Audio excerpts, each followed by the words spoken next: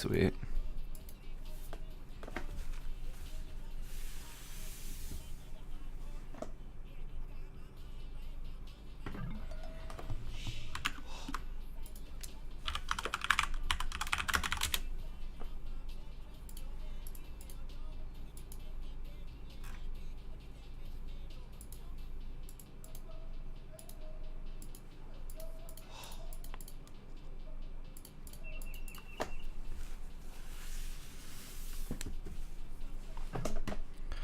Alright. Luby's back. They're 2 minutes into the game, so we actually timed that out pretty well. I do see some Chinese players lining up in the queue, maybe looking to play next. Looks like Jordan did go and play with Hellraiser. Not sure who that is. He's got a French flag. No idea. They're going to be playing Aztec against Saracen. Could be pretty rough for Jordan here. Aztec is one of the strongest man-at-arms civs.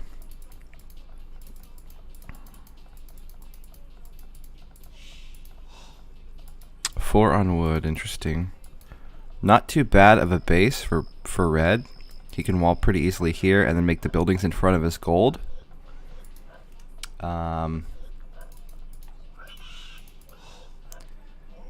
Two really bad golds and not the best stone. Although honestly, this could be you could see a defensive Aztec game here if he doesn't like playing really aggressive. And you know what? That might be really good for him because Jordan, even now, he's making his houses in a really good spot. He's going to continue the wall on here. He can use the wood on this side. He'll have a back gold, back stone. Looks like he is going for the wood on the right, on the east side, but that's a pretty easy wall off. A couple palisades, couple houses there, and he can actually keep. This is actually a really good base. A corner base usually is pretty nice when you're close to the actual corner. It makes walling easier usually. So even though he's against Aztec, he has a really good base to defend, so it might not be too bad for him. We'll see how it plays out. I can't imagine Aztec just crushing right away, even if it's Aztec versus Saracen, because of how he's already laying his wall out. Barracks will probably go up here or here, continue these walls. He'll have them walled by around 10 minutes so that the initial attack of the Mad Arm tower type of thing won't do a ton of damage. It'll be slowed down by walls. Give him enough time to maybe get scouts out. We'll see if he goes scouts or Mad Arms himself. I think that if it was me, I would be going scouts this game. Especially seeing the distance. He's actually pretty far from his opponent. He's got time. Barracks is going to go down here, it looks like. So if the barracks is going down this early, it makes me think Man-at-Arms, or at least the option to go Man-at-Arms if he wants to. Usually if you're going a scout build, you won't be making that barracks until you're like halfway up. But if you're doing Man-at-Arms, you want the barracks up at the time that you click to the next stage so that his first 60 food can be used making a militia. So by the timing of the barracks, you can tell kind of what strat they're going to go into.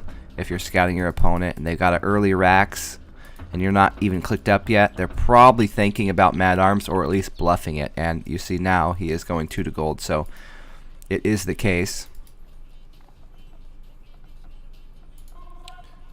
So it's actually a good idea if you are going scouts to do that early barracks anyways, just to throw them off the scent of the strat that you're doing.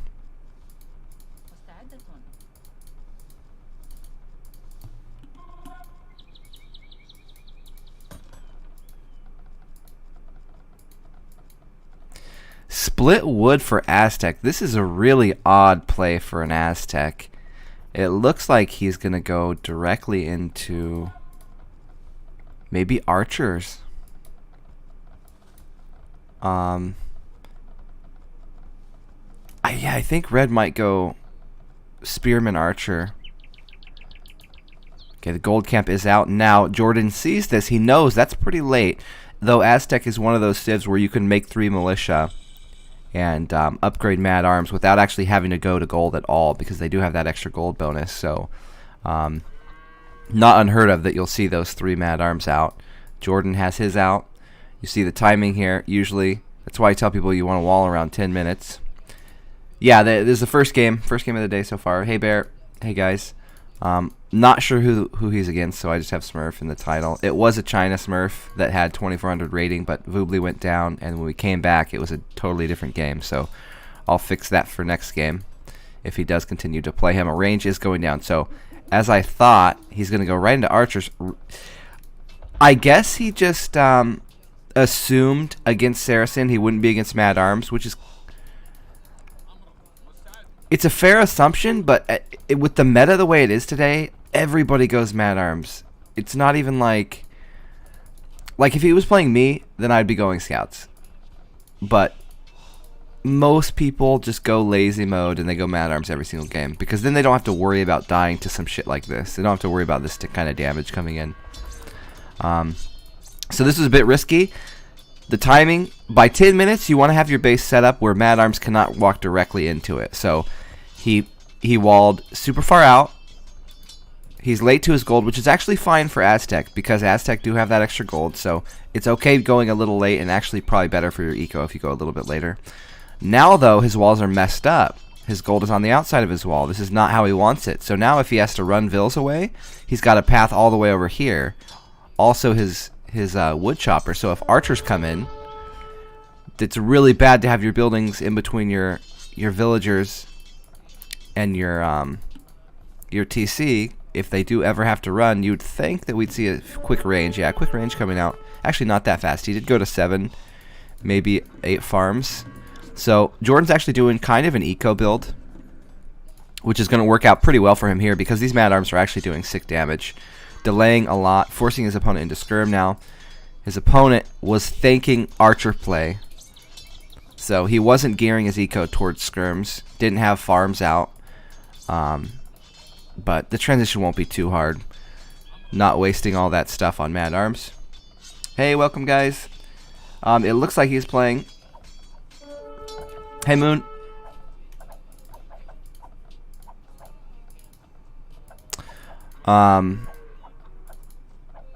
What was I saying? I don't know. I forget. Good morning, everybody. Glad you guys are tuning into the casting. I'm going to try and cast a few hours here. Hopefully we get Jordan playing a bunch of games. It'd be nice to see his level in 1v1 right now. I know he hasn't been playing too much of that. He's just been playing a couple ECL tournament games, which is team games. So, again, this wall is triggering me, but you can see why he had to do it. That was not his first, that wasn't his first thought. At first he was going to build in front of his gold like he should. Man, this is such a sick base for Jordan, and I really like that he walled up. He walled up at the correct timing, too. He had his walls up by around the time Mad Arms would hit him, even though he had his own Mad Arms, so that frees him up to go across the map and do damage and not have to worry about a counterattack of Mad Arms. So that was the timing, and the layout of the base is really well played by him. He does have the weaker Civ. Kind of caught his opponent off guard, because his opponent, I think, expected scouts, and I would have expected scouts too. With how far the bases were, the Civ matchup, you don't think that they're going to play mirrored into a Civ that does it better. You don't want to play mirrored into Aztecs going Mad Arms if your Civ isn't as good at it. But it worked out here. Thank you for the follow. Market coming out. Early market is really good for Saracen because it's so cheap. I always forget that it's only 100 wood. So it's so cheap, and then you can rebalance pretty well since you get a lot better costs on there. Jordan now up. So super eco style. 1, he did a lot of damage, and 2, they have a pretty far, well actually I guess there's 3 reasons. 2, his base is wallable, so he knows counterattack damage is going to be slowed down by his walls. And then 3, he did do a lot of damage, so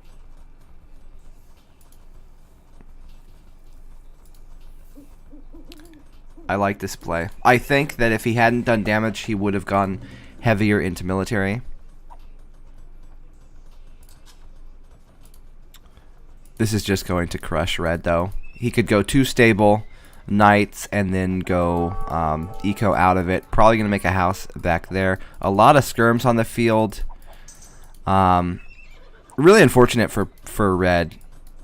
He just got put in a weird situation where he was forced into skirms, not knowing if his opponents was following up with scouts or fast castle into knights or what. He wanted to go archers first. Just enough walls.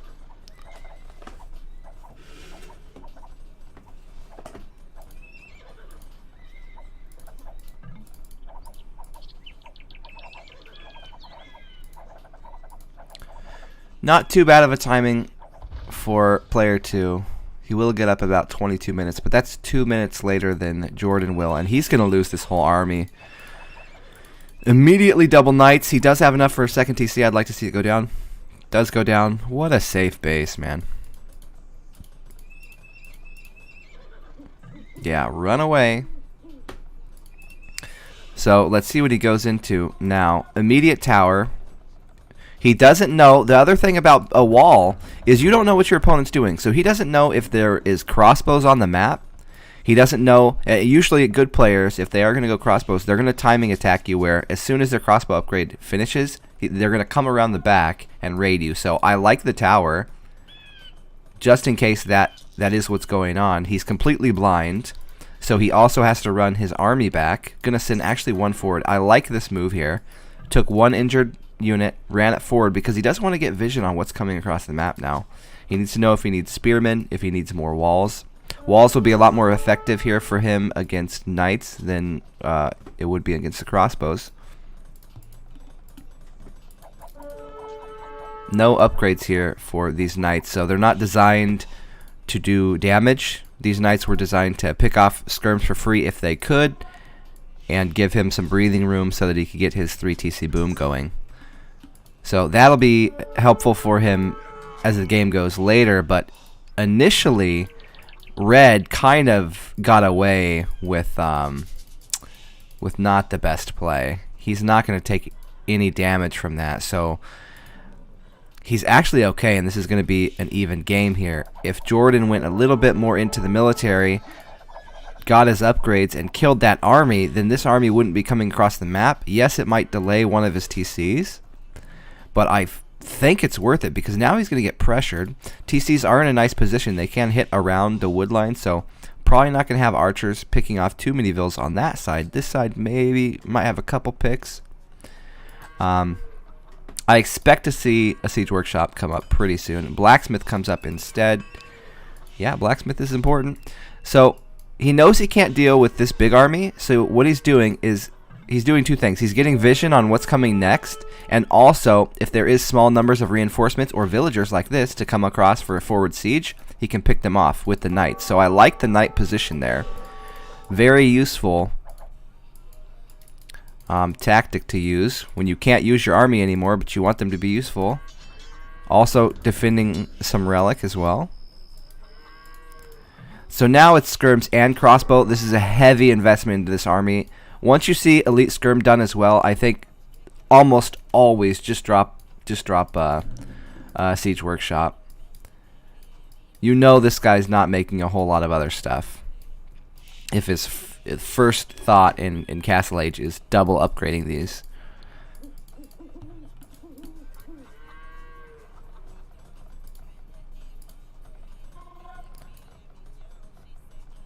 I need to fix my spec overlay. There we go. Okay, so the Vill lead here, basically Jordan gave up map control for a Vill lead, and it's working out pretty well because player 2 can't really do any damage. So he wanted to send that forward Vill across. Now he's trying it again. I think that's super needed, especially if you're up later and you notice your enemy's going for an eco build. You have to be the one being aggressive. You have to do the damage. Wow, man, he just doesn't give a shit. He's just making no army. This is crazy. I would feel so uncomfortable in his position. Yes, he has a really good base, but to make such small numbers of military is just ballsy, dude. I think this is more like maybe because he's been playing so much team game. Yeah, I mean, it's really good if you can get away with it. It's just hard to get away with this. Doing no upgrades on the knights, making only 4, and then just going full boom. I think he'll... Okay, yeah, I was going to say, I think he'll want to drop a castle. So basically, as you're like mid-castle age, you got your boom going, thinking about imp within the next few minutes. What you don't want is for your opponent to go full castle age while you're imping. So the way you defend yourself, since you are going to have to cut military to go up, that's a big investment, you drop a castle. You see this a lot with the tyrant players, with the secret players. A lot of high-level guys. So they have some kind of static defense that's going to be immune to mangonel pressure, all that kind of stuff. Oh, that wasn't the best. He even saw it going down. Yeah, that was silly. I like that Red is splitting his armies around, trying to find some sort of damage. He knows he needs to do damage. He knows that Jordan didn't go into military, so he's full booming. So if you're not killing these units, he's still like just now at 2 TC. About 20 vills down now. I like the pressure on the hill. He's doing the things he needs to do to come back. He's still playing towards his win condition. It's good. Nothing wrong with that here. Gonna be... Now Jordan's making his upgrades for his knights. He has a good number of mangonels. He's got 2. Maybe the third one. No. Well, the other one died. This is pretty strong pressure here. Hey, good morning. Hey, chef. Oh. Nope, not going to get it.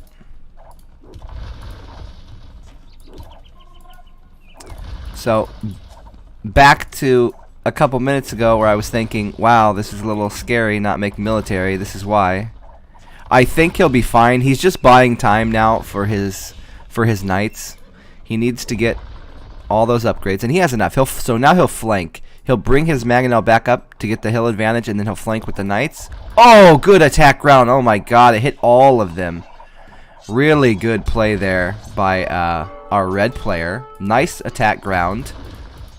So, oh, big shots, big shots, big shots. Both players doing some good damage with their mangonel control. Dodgerino. Okay, this is good shit. Oh, big bada booms, dude. Dude. Oi.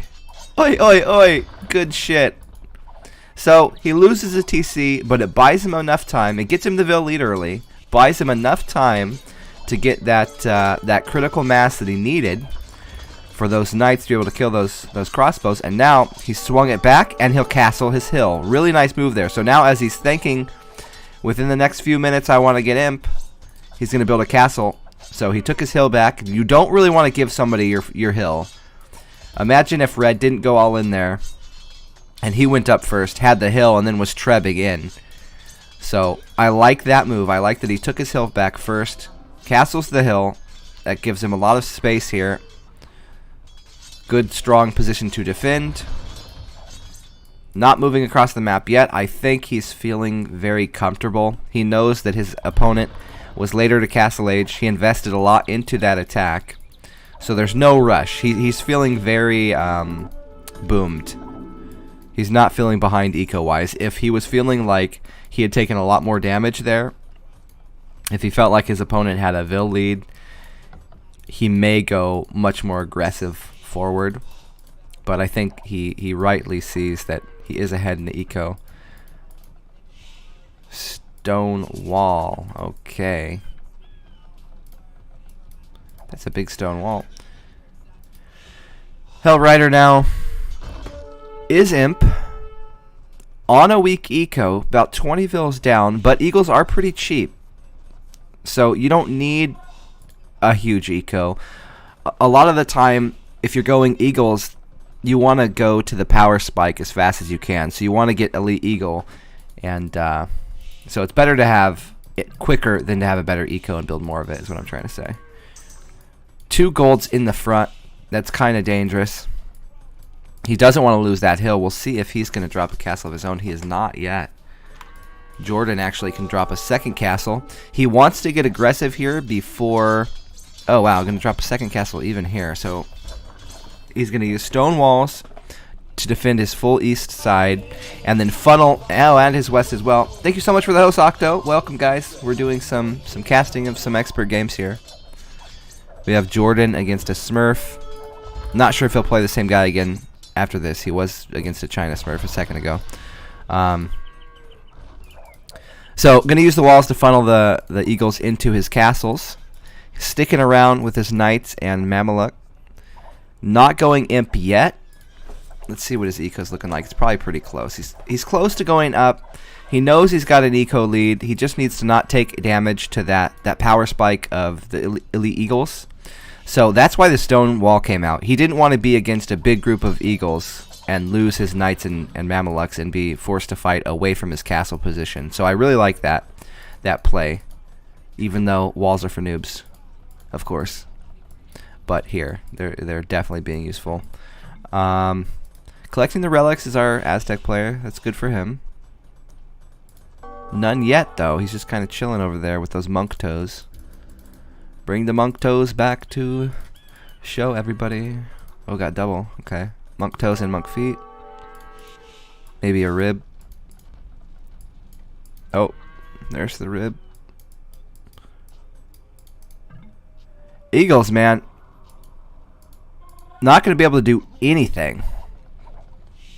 Really good defense and patient play by Jordan. He's not doing any extra work. He's going to win the easiest way for him. He's not going to try to micro anything or do anything fancy. He's just going to chill here, take his advantage, and run with it. Red's just like, oh shit, I would love to be fighting you right now while I have a tech advantage on my military. Jordan's over there eating his breakfast. What do they eat in Germany for breakfast? I don't know.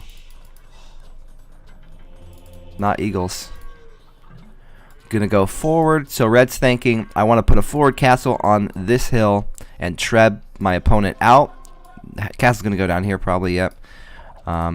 Eagle's gonna come forward. Bratwurst, getting some bratwurst and soup. Okay.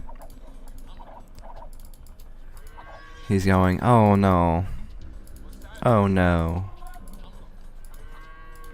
So hard to push castles on a hill. Hey, thank you. Thank you so much for the cheer. Where is Jode N? Oh wait, there he is. Pog, we eat Weisswurst as breakfast. So we're probably going to see trebs immediately. Yep, 2 trebs immediately out. He knows that there's a castle coming down here. It's going to be a treb war. He's got the hill. This is exactly the type of fight Jordan wants to fight. Red now coming in. I like the timing of this attack too. He's attacking right before the imp upgrades come in for the Mamelukes and as the trebs are coming out. Now Jordan's put in a kind of an awkward situation where he needs to make trebs, but he also wants Mamelukes to deal with these elite eagles, although he seems to have a ball to fight this really efficiently. Nice micro there, couple stutter steps and then back into a little hole. Gonna make the stable so that he can make trebs and make a unit at the same time. Can't put his trebs out quite yet though. There is a lot of eagles on the field. About double the military here for our player too. I like that. Hill advantage. Not too much contact on the front. Ooh, that's a lot of eagles flooding through though. Now this frees up trebs for him. He can drop his trebs, and this is exactly what he needs. He needs to be fighting the castle on the hill before the trebs come out of his opponent. Oh, I don't like that. He's walking away. I think that he's prioritizing here, putting his trebs out and protecting his castle instead of his base, but I think he could do both. Oh, no, no, no. So you can see Jordan playing super smart, but he's not playing like too mechanically good. He's not able to macro. Everything is idle here. He's playing very slow. But that's kind of expected when somebody hasn't been playing 1v1 for a while. Oh man, that's disaster mode. I like this. Does have a third castle on a hill and found the extra gold, so he's TCing that. Also taking the side here. Side control is really important post-imp. Now we'll see how cost efficient the Mamelukes are, they might be able to clean up Eagles so well that it'll be okay that he's behind. But right now he's 20 vills behind. He's in a rough spot. Castle does go down though, and you know what? These trebs might be forced back. Good trade there for the Mamelukes. Oh, still raiding though. I love the continued raid by player 2. Jordan needs to re-wall. So much idling. The macro really slipping for him. Some good micro. Once he cleans up the Eagles, he may be able to attack those trebs. Red. Well, I was talking about Jordan's macro, but Red also. He's doing wood from literally all the tiles in the map away. This is happening. This is real life right now. This is, wow. I can't. It like stopped my brain from functioning for a second there. That is quite the walk for some wood. Wood's heavy, dude. Eagles definitely will take those trebs out. Now there's problems. Now player 2 actually has a bigger military than Jordan does. So even though Mamelukes might be able to trade cost efficiently, if you can't produce them, it's not going to matter. That will be okay there. He's going to try to repair. He's in a bad spot now. He's going to get his other base found again. I like the raid. I like that Red is keeping his raiding going. He's not just staying in one position waiting for these trebs to fight. He's splitting his army up and getting maximum damage in. GG called. Aztec is still Aztec. You played better. Well, that's for sure. Jordan definitely played that game really good, and then that the one timing, really good time for him to go in there, did manage to take the game away from him, and probably shouldn't have been able to. Jordan could have walled by his castles, so he left that open. Didn't really expect to take damage from the Eagles. Gonna have Soxy. Let's see. Oh, we got quite a few viewers. Thank you guys for showing up. Socks. Change our flag over to Australia. Did I do have an Aussie flag.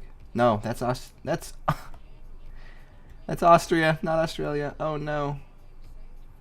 Oh my god. I never considered the fact that we might be casting an Aussie. What have I done? I don't even have an Aussie flag. Shoot.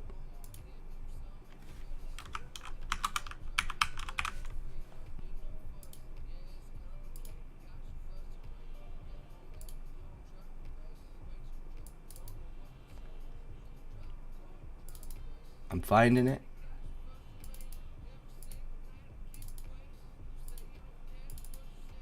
Where is my flags? Flags, there we go. Australia. There we go.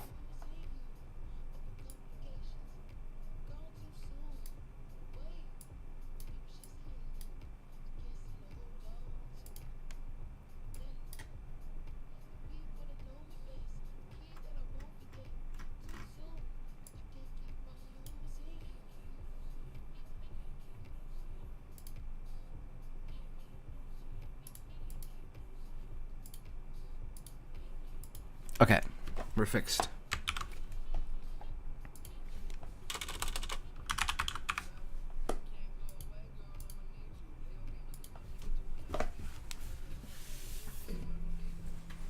Well, now I have an Australia flag for next time. Oh my god. I literally went through all the flags and I was like thinking of all the pros that I might cast as I'm trying to get into casting now and getting all those flags ready. I never considered Australia. Shame on me.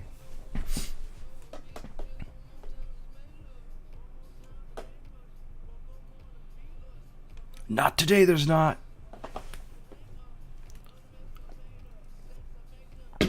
I was thinking about putting no Y's.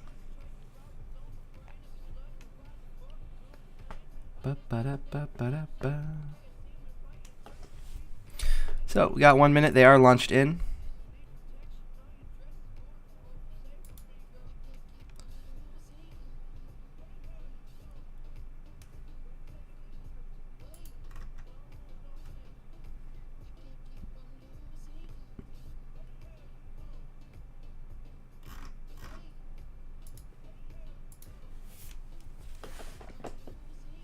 Yeah.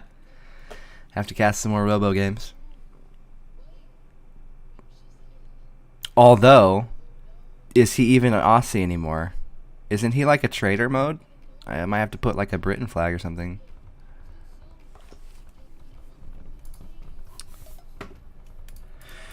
Well, I'm really glad that he decided to play some, because I think the last one, did he even practice for it? He did really well. I thought that he was going to underperform at the last one. I was really worried for him because I know that he wasn't playing 1v1s on the ladder. But he did really well. And actually, there was other people that you expected to perform really well that underperformed. So hopefully he can do that again. This might be a bit more difficult for him. The guys now that are playing in NAC2 have been playing a lot more full-timey than they did before. Feels like a lot of players are playing like full-time. So Jordan's definitely going to need to ladder a couple hundred games or so if he wants to be like in decent shape, maybe more.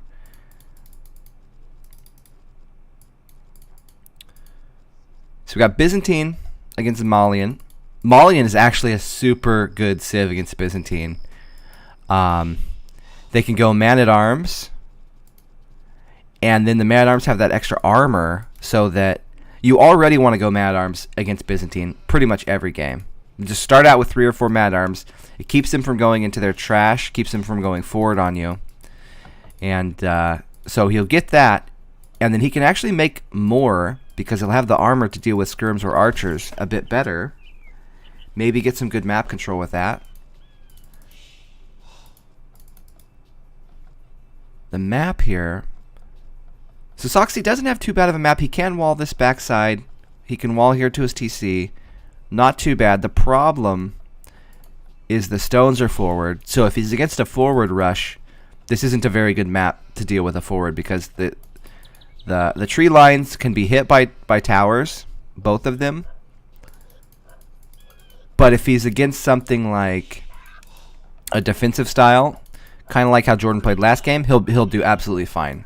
So this is kind of a weird base. Good defensive base as long as he's not being forwarded. Jordan's base, on the other hand, I like the house position, so he's going to wall here in front. Create a wall off, probably have his barracks, maybe a second house over here. Wall here and here. So he's got a pretty good defensive base as well. Maybe better.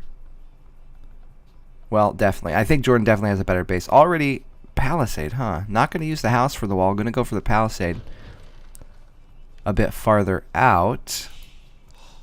I guess this is pretty close.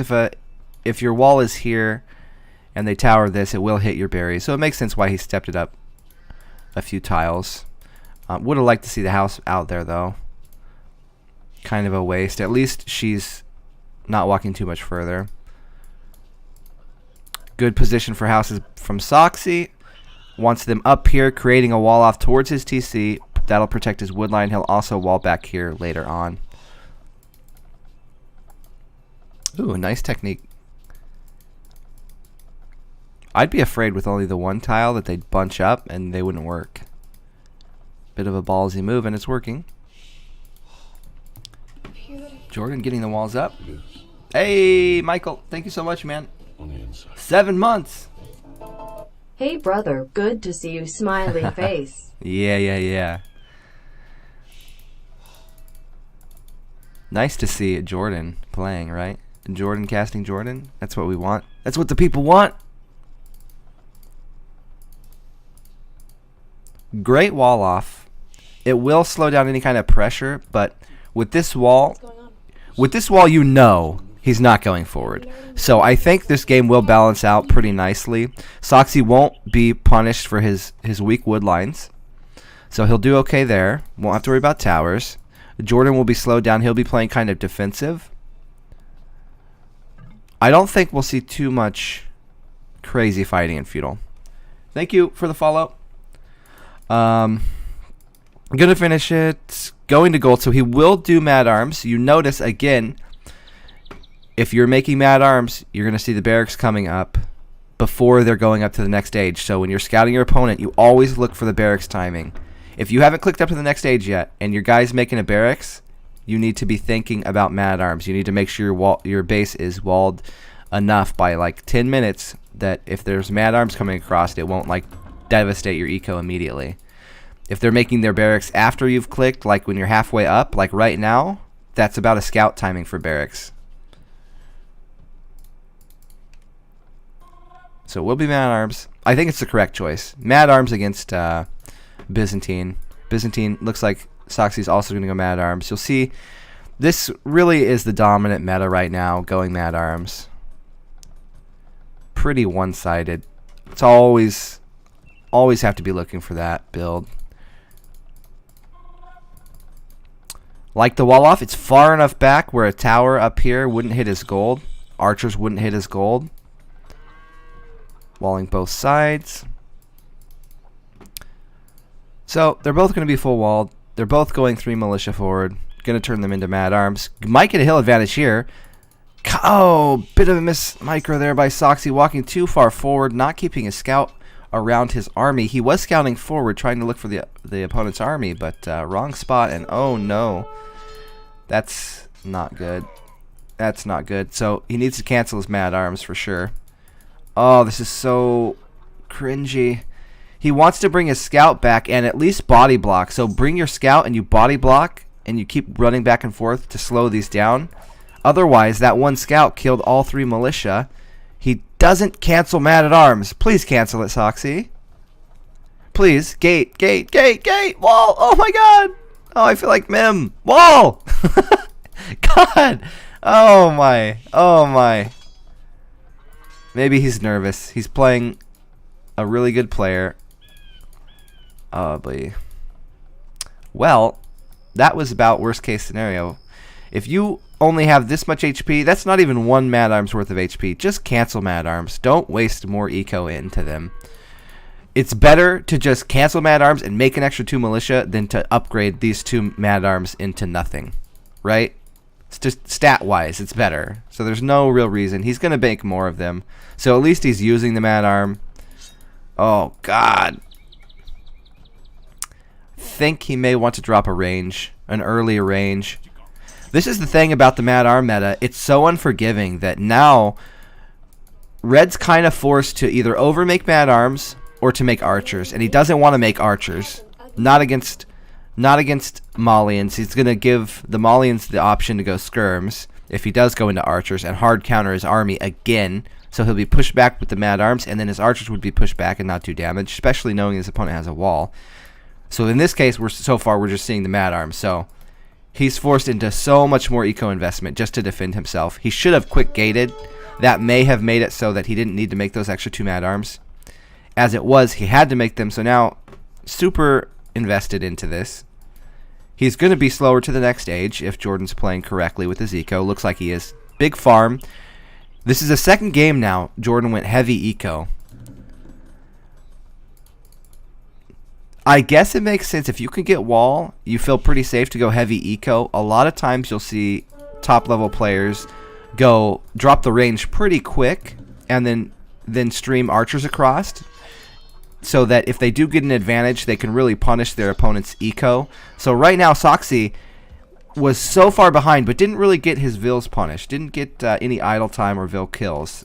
So he's able to clean it up. Yes, he did have to overinvest, but that's not the worst thing. So Jordan playing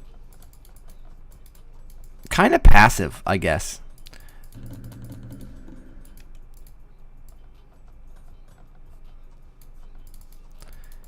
Soxy gonna switch to archers. See, this is the problem. He doesn't have any intel on his opponent. This is good. Okay, so he's gonna know double range now.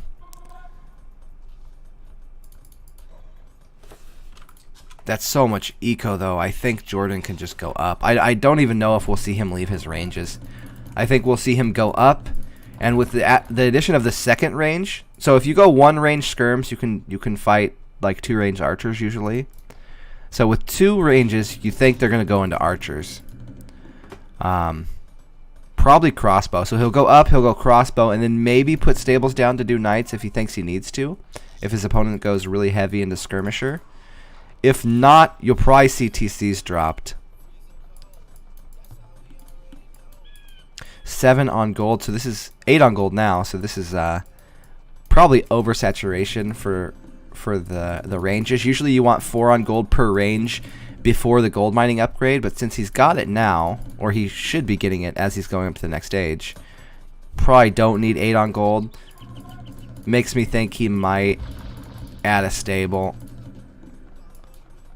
Pretty good balance here.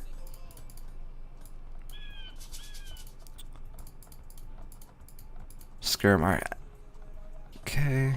Yeah, it's hard because Soxy's just put behind by adding all those mad arms and being under pressure, so they're kind of mirroring, which I don't think you want to do. If you're behind, you don't really want to mirror. You want to be more aggressive and try to put pressure on or do something completely different.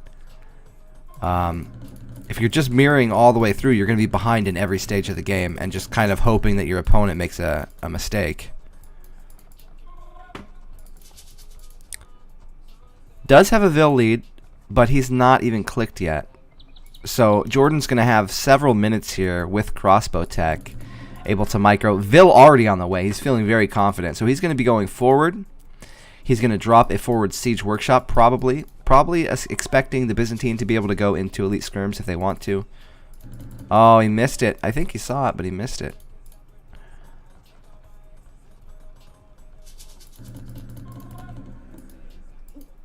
Good timing here. The Vil going to be there right as he gets to the next stage, and he's going to drop a siege workshop right away. No wasted time there. Crossbow coming out, Bodkin coming out. He's going to come, see if he can get a couple Vil picks, and then... Oh, wow.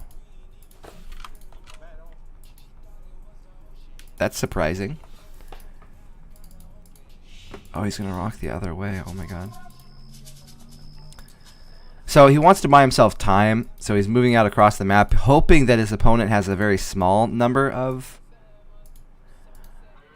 crossbow. If you're going to go up later and you have skirm, a lot of time you can run up. He wanted to use the hill, so he wanted to position up here in between his base and his opponent with the skirms, which might have bought him time because then he can micro from the hill. As it is, he still can buy himself some time. He's not taking as many shots as he could have. I think he missed maybe 2 shots worth. Yep, these games are live. So I like that. He's being aggressive here.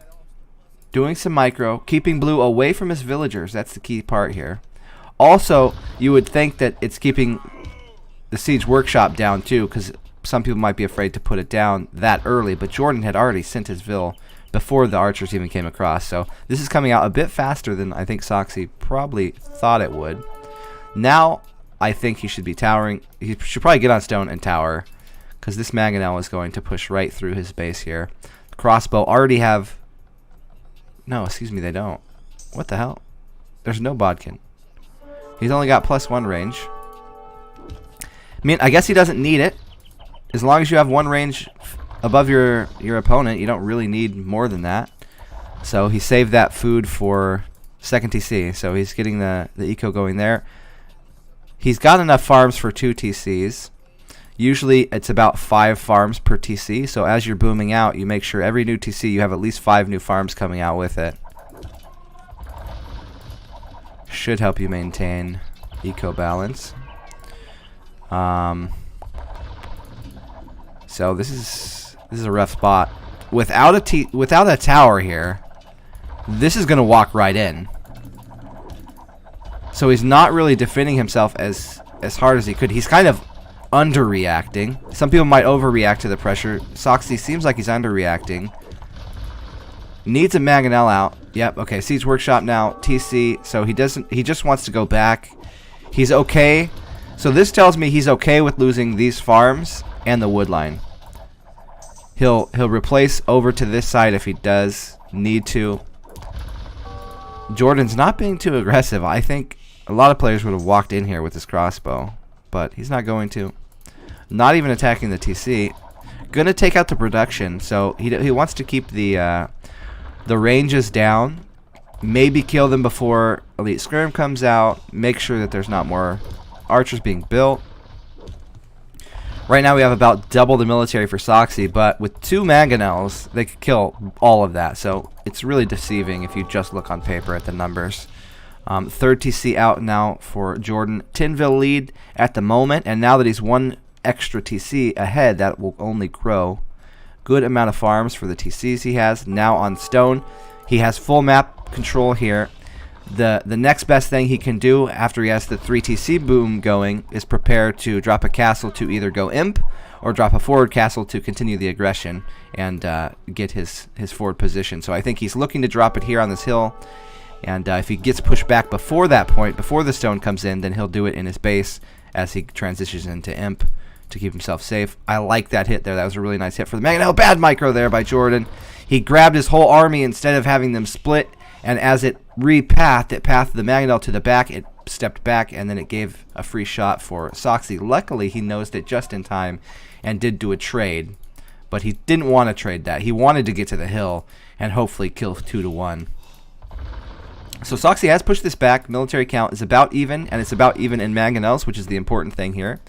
Actually ahead for Soxy, so he can push back a bit.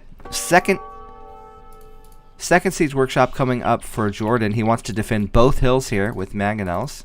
Has a good amount of crossbow. This is enough. You only really need enough to kill low numbers of knights at this point. The mangonels are going to be doing most of the work for you. You just want the crossbow there in case the opponent transitions into a few knights. Don't want to get your mangonels sniped. Ballistics is out. Good farm count there. Stable now coming out. So here's the knight play. +2 armor for Jordan. So it looks like he will drop probably 2 or 3 stable. Similar to the last game. So last game he did the same thing. He went into his 3 TC boom first, and then instead of going imp and going for like arbalist, which some players might do, he drops stables and goes for a timing attack of knights.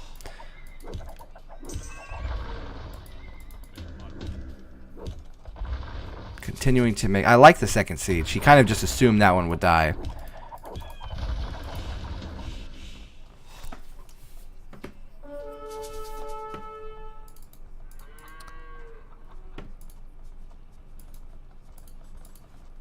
Three TC boom now for Soxy, who's also getting on stone, so he's feeling that timing.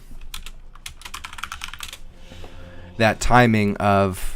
I might be pressuring soon. I might be imping soon. I have a good amount of army. The next thing I need is a castle.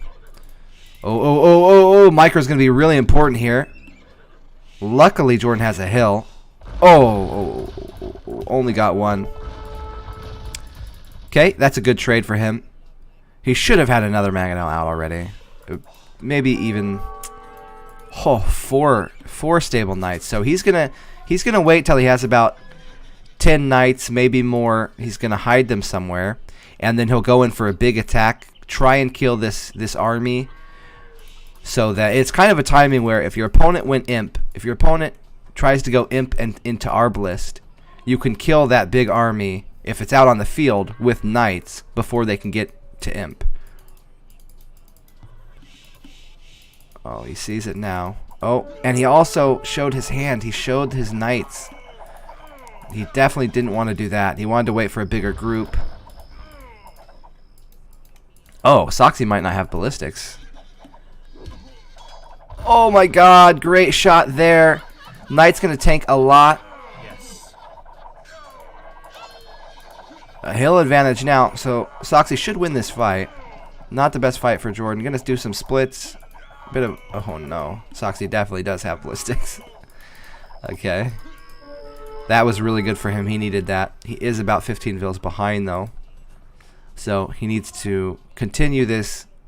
Continue moving forward and maybe drop a castle. Let's see. Nah, he doesn't have enough yet. So I think we'll see Soxy play more towards that arbalist type style. Probably going to go a defensive castle. Maybe on his hill. Maybe just in front. Doesn't have enough for it yet. He is Byzantine, so he can go up quicker. Knight's doing a lot of tanking here.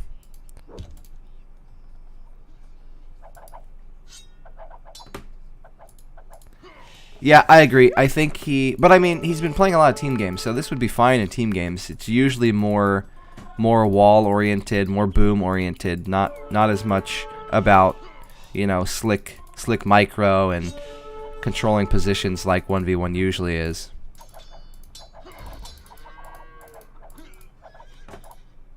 But I mean, I'm just really glad to see him playing. So he's going to sharpen up his skills for NAC2. He doesn't want to go in there and get crushed.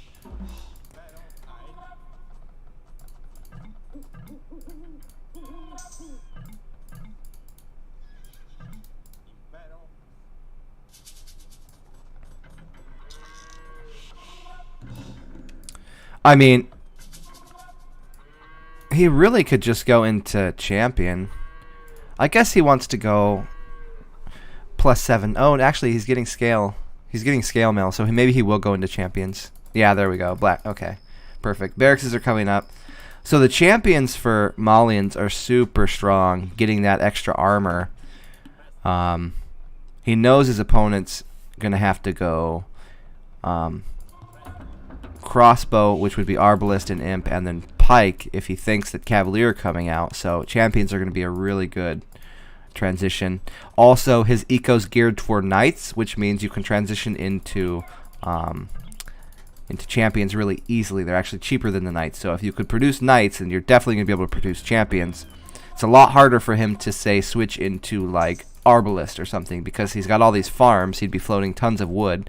So it's good to transition into a unit of the same cost type. Castle will go up on the hill, so he's thinking about getting those arbs out, defending the hill, taking his gold and his wood, getting the trebs out, kind of stalling. He's only down by 10 vills, so not too bad. This game is actually still kind of close. Cheaper Byzantine up is really helping him there. The Mad Arms, though, the champions, it's going to be difficult for Soxy to deal with.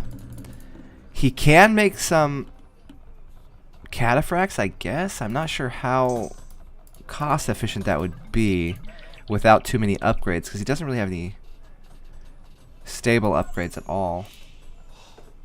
Yeah, a bit too expensive here.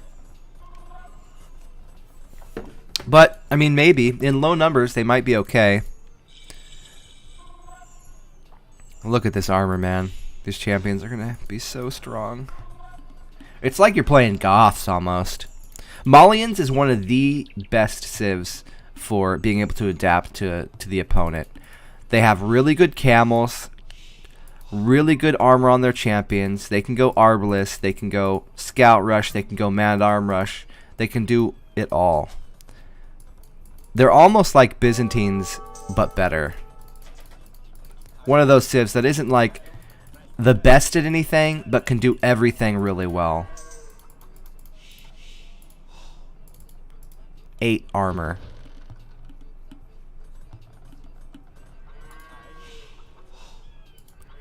These arbs are doing 9 damage against 8 armor. Sick.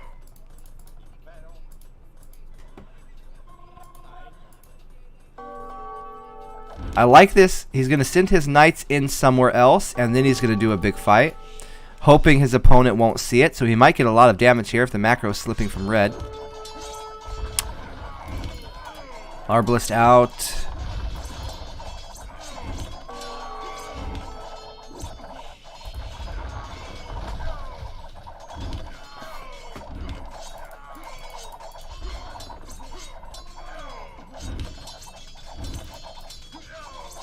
Yeah, it's too difficult. It's like, dude, Malians is so hard to deal with.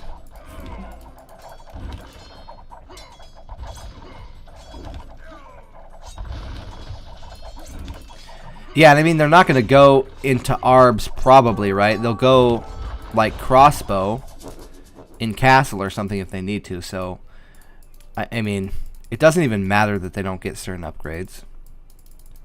Well played there. Playing to the strength of his civ. Going Man-at-Arms early against the Byzantines works really well, and then late game, if they're forced into arbs, again, you can do it.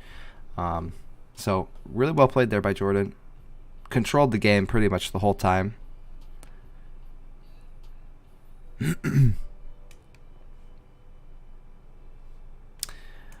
I mean, he doesn't really have a good way to counter it. He could go hand cannoneer or cataphracts, but really, if the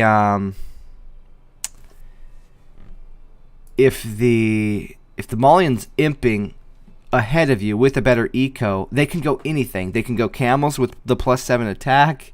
They can go arbs. They can go Gebetto. They can go champion. So really, they can go siege onager. They can do anything. So it's so difficult. You really got to get ahead of the. Let's see if there's any other games. You really got to get ahead of Malians because their imp is super strong. What's going on? Let's see. I'm learning many things. 44 minutes in. There's a 1v1 here about to start. Could jump into. Jordan has left the building. So we got a couple Turk players here. Not sure who's going to play. Let me fix this. Thank you guys so much. 120 viewers. Wow. Good showing. So I'm not sure who's going to play. Well, we'll just stay here. We'll stay here for one game and then see if there's any higher level guys for the next one. Eunice. He's a Smurf. He's got 2200 plus. Oh, and he just left. Okay. Not sure at all who we're going to be playing. I'll just wait to change the names, I guess.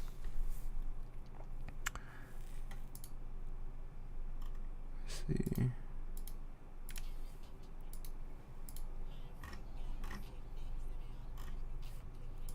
If anybody sees a good game to cast, let me know. There's a 1900 level game we could do. Right now, yeah.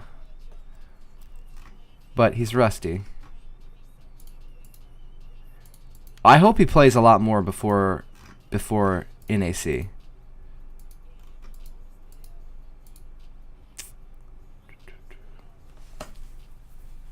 Yeah, do it. Where are you going to play, Ink? You going to play in this game?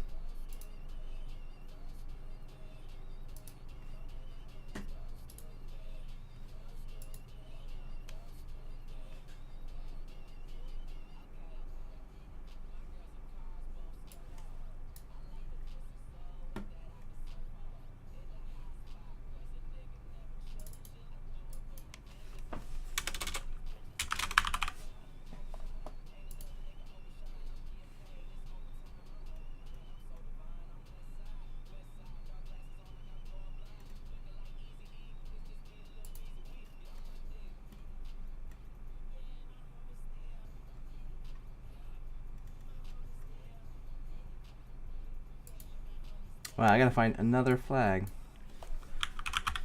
Turkey. A, B, C, D, E, F, G. Turkey.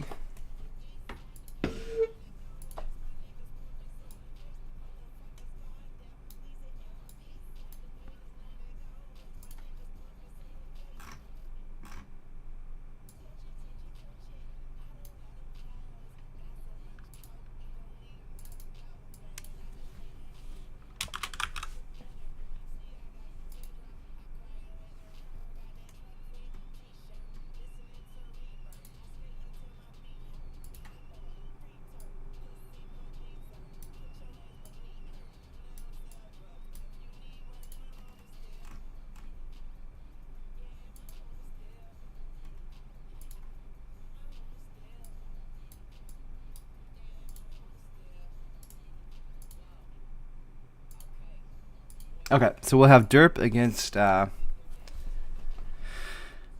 don't know who this guy is.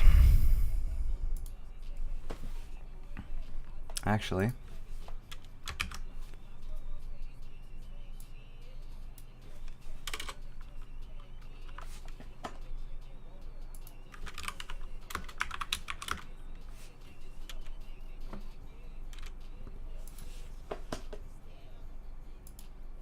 Change the title. Okay. We're in. So we got Persian against Teuton. Oh, I like that, actually. It looks bad, but once you scout a bit, if he walls the back here and makes his buildings in front, he'll have safe gold, safe stone, and wood. And this is pretty close, so he could wall to his TC. Not too bad of a base. If he makes the base correctly, it's not that bad. So it'll depend on how his scouting is for this. Jordan won. He ended the game out with Malian champs. That 8 Pierce armor champion. Basically like Huskrel champions, man. Malian's OP. Base for player 1 is so open. Oh, painful. Painfully open. Gonna be really susceptible to any kind of forwarding. Lots of bad hills for him.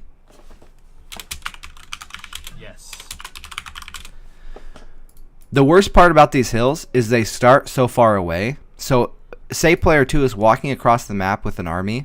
At this point, this far away from blue's base, he's fighting downhill. So, if red can get here, everywhere he moves down towards blue is always downhill from him, even if it's on a hill. So, this hill definitely favors, I would say it would favor blue for sure. No, red, sorry. I got my colors mixed up. Colors are hard. Now, blue can wall to the corner here. So he has back gold stone. Just kind of give up your forward mines. I think that's best case scenario at this point. Problem is you only have one wood line. So if derp comes across and tower rushes this side, blue's kind of just dead. Gonna be really hard for him to push out to these other sides, far away from his TC. Though he would have a hill to control, so that might help him a little bit. But yeah, I would say red has the option to either go forward or defend. His bases can be defended as well, so red has more options than blue at the moment. He also is Teuton, so if he wants to go forward, his towers are going to be really nice. Persians for player 1. I feel like you'll just see barracks, stable, house, and him go for scouts.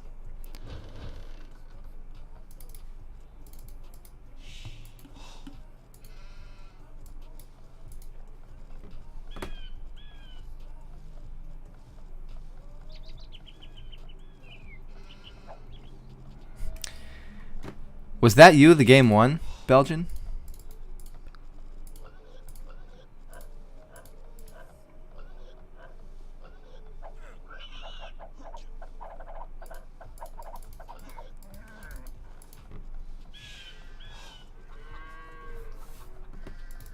I'm actually surprised. What the hell? Dude, he crushed you. He literally crushed you, and then his macro was just slipping. I think he just wasn't trying. I'm surprised. I thought that was a regular 2K, actually. No offense. That makes me feel better for Jordan, actually. Really good timing for when you actually hit. I think that was the biggest thing. Because you were like 30 vills down for a good portion of the game.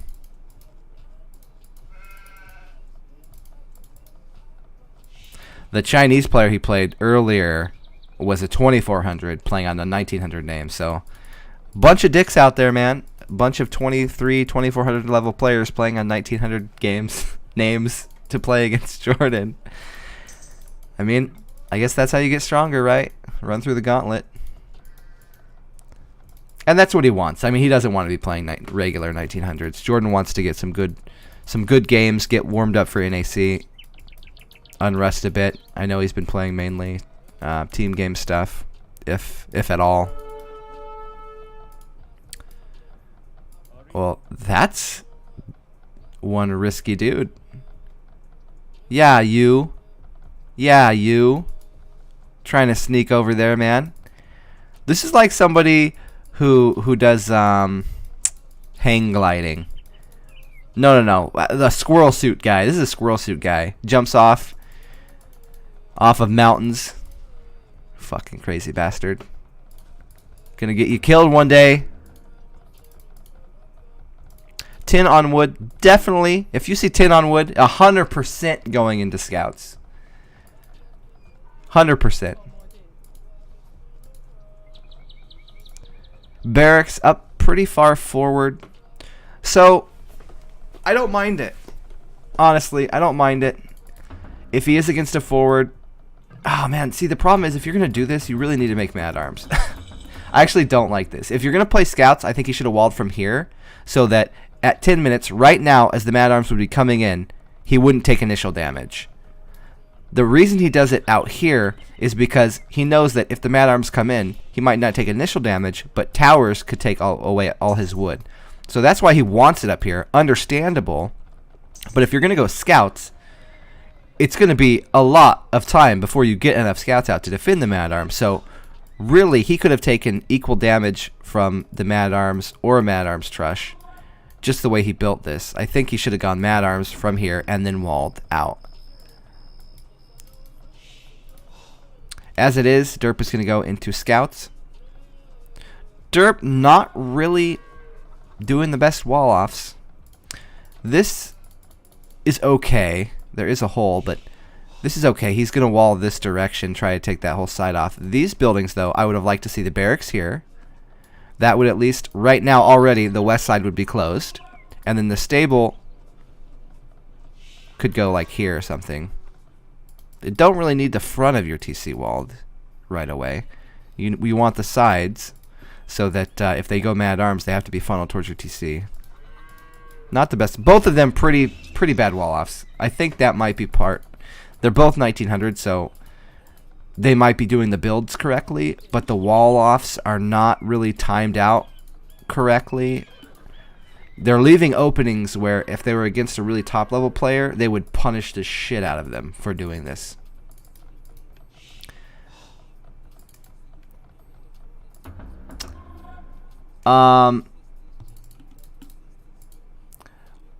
Well, I would say you'd want to go... that's hard.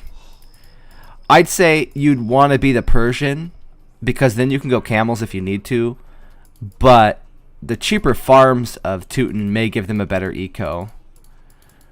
So the Scout Rush may be better for Teutons, but then into Castle Age it would be better for Persians, though it might swing back once you got to the monk spot where there's monks and knights. But I think pretty much if you're against a civ that has camels, you don't really want to continue into knights after. Thank you so much for the follows, guys. So I would definitely prefer to be Persians here if I was going Scout Rush. Okay, getting those spearmen out. Good micro there from Derp. Pulled back his injured scout. Really good stuff. See, not walling. If you're not walling, you have to be way more aggressive, and you have to have spears around. So he is now bringing scouts to his opponent. His opponent, what the, what? What am I, oh, my eyes are bleeding. Why? What's going on? What? Oh my god, Derp. Dude, what an appropriate name. This is literally the worst tower. He could have walled here and kept it safe from scouts. If the opponent's going to go forward with archers or a tower, in both cases, they'll hit the gold and the tower won't shoot back. So there's literally no reason to do what he did there. I get that you want to keep your base safe with a tower, but if you're going to do that, then put it here or here so that it's at least guarding the gold. That's not a good position. I'm going to leave it alone. I'm not going to touch it. It's triggering me. More good raids here by Derp, though. So, not the best tower placement, but he's doing a much better job using his scouts. And that's the important thing. The tower might not even come into play. It's just that it's, like, so useless right now. Like, that's such a waste. But the rest of it, he's doing okay. The wall, I like the wall. Probably would have been better if he walled straight to the wood, or excuse me, to the houses, because right here, if there's archers here, they can probably hit the wood line. So you want to think, if you have the time to do a bigger wall, you want to be walling against melee units and ranged units. So you want to be counting the tiles back or eyeballing it. Do I think a crossbow could shoot my vills from here? Maybe. Do I want to chance it? Why not just build it here? Scouts coming across. Him being walled, though, will keep him safe from the scouts. And actually, if they do pass, he has spearmen ready to go as well. 4 spearmen, that's a lot. I think that once you get walled pretty safe, you got a tower, you probably don't need so many spearmen around anymore. You could send maybe half of them forward, try and get some pressure with the spearmen. That being said, it's going to keep him completely safe, so if he's worried about taking damage from scout raid, totally fine. Especially knowing he did kill multiple villagers, he may not feel like he needs to do any more damage, so he may not be thinking about going forward with those spearmen. All he's got to do is make sure none of his vills die, and he should have a lead. So it kind of makes sense. Overmake your spearmen. Make absolute sure you won't. What in... Oh my god. My hands are shaking. Stop triggering me, dude. What is his scouting looking like? Why is this happening? Deep breaths. Okay, everybody, we've all got to take deep breaths together. Because this wall could be put here and here. Oh, he's going to lose a vill. Oh, thank God. That villager deserves to be killed. Literally the worst villager ever. Oh my God. Oh my God. What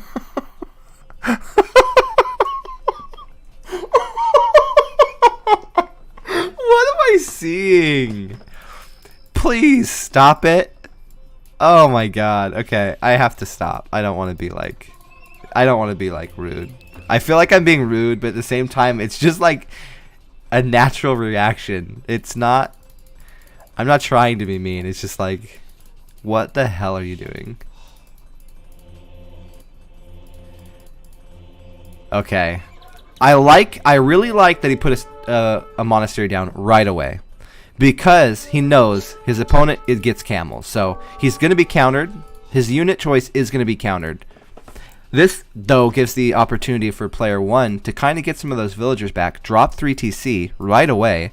He knows his opponent's into knight tech, so he doesn't even need as many camels, right? Camels are cheaper. He can make some camels. Knights probably aren't going to fight directly into the camels. So he's got some time. He has the better unit here. I think a lot of Teuton players probably would have gone like a man-at-arm tower here, because if you're playing that meta, you're not going to be playing into knights. You'll probably go into archers, and they'll be forced to archers or skirms. And then maybe you can go knights if they go really heavy into skirm. You kind of play away from the camel versus knight. You don't really want to get into the situation where you're fighting knights against camels if you're the knight civ. I mean, it can still work. It's just too... Like, you have to play this like super good to be able to kill camels. I don't know why you'd put that kind of pressure on yourself. Although, you know, if your opponent's going to make knights anyways, YOLO. Good thing for him with the monks is that Teutons, they're not going to be converted as easily, so that's one good thing. If he gets like a lot of monks out, maybe he can convert a good number of camels. Both of them focusing on eco now. Monks coming out for player 1 as well, so kind of a mirror situation, though again, player 1 does have the camel option, which is way stronger. Third TC now coming out for derp, so even though he did drop that tower, he still did go to stone. Interesting choice. Does have the 3 TC out, so yes, he's slightly behind in the vill count. Oh, I take that back. A really nice raid there. So they're even, and they're on even production. So as long as the eco and the macro is going properly, they should be at about the same kind of vill counts, though. Looking at Blue's farm count, So you need 5 farms per TC. So he needs 15 baseline just to keep his TCs going, and he's like barely there. He may have 2 extra farms now. So 2 extra farms are not going to keep both your stables going. So blue is actually going to run into a situation where his eco's not properly balanced for what he's trying to do. So he's not going to be able to make a proper amount of camels, and maybe this will give Derp the edge he needs over the camel, because he does have a better farm eco.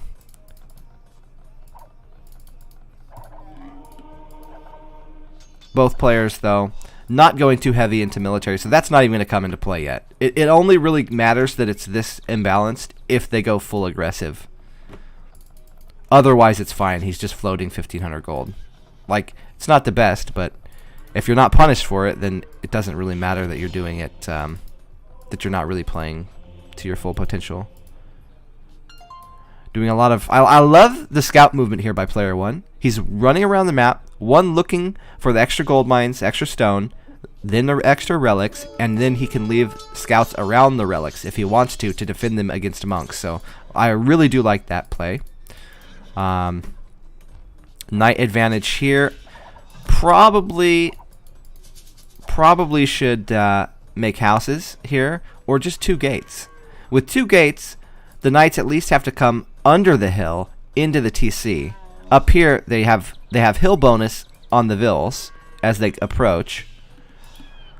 So you want to at least force them down here when they're raiding. They have to go into more TC fire. Super weird walls by both players. I think a lot of that is due to the raiding, the ladder raiding. It used to be where you could get really high rating without walling, but now you really have to be a lot better at how you set your bases up to defend against different timing attacks, different types of armies. Walls are really important. So as you're getting better, like having a good wall could boost you 100 points in rating just because of the way you put your wall down. So I think that's definitely something both these players should focus on. Not that it's easy. This base was a terrible base for blue, so he is building walls. He is trying. Here's the problem for player 2, with only having knights playing a mirrored build, mirrored economy. You're going against a player that's got a better unit for the same or less cost than you. So it's only going to get worse for you as the game progresses. And as we're seeing, he's got a slight Vil lead now, but now his military lead is completely gone. If blue wants map control, he can take map control.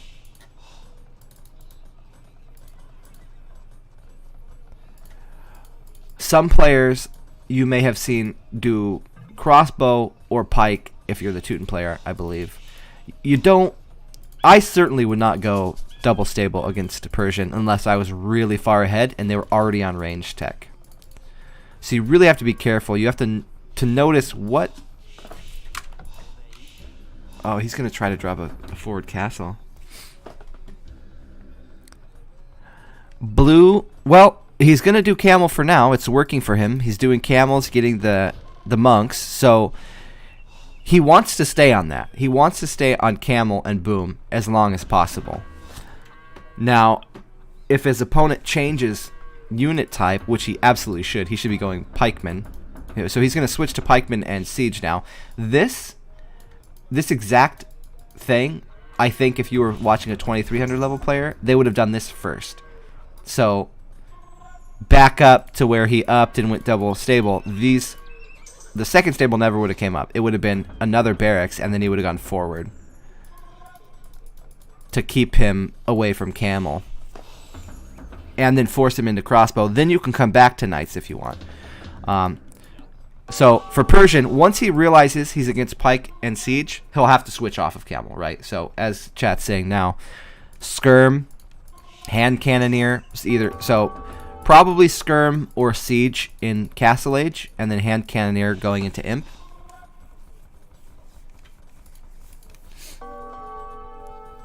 He already has the university up, which is nice, so he can get chemistry, get into hand cannoneers pretty quick.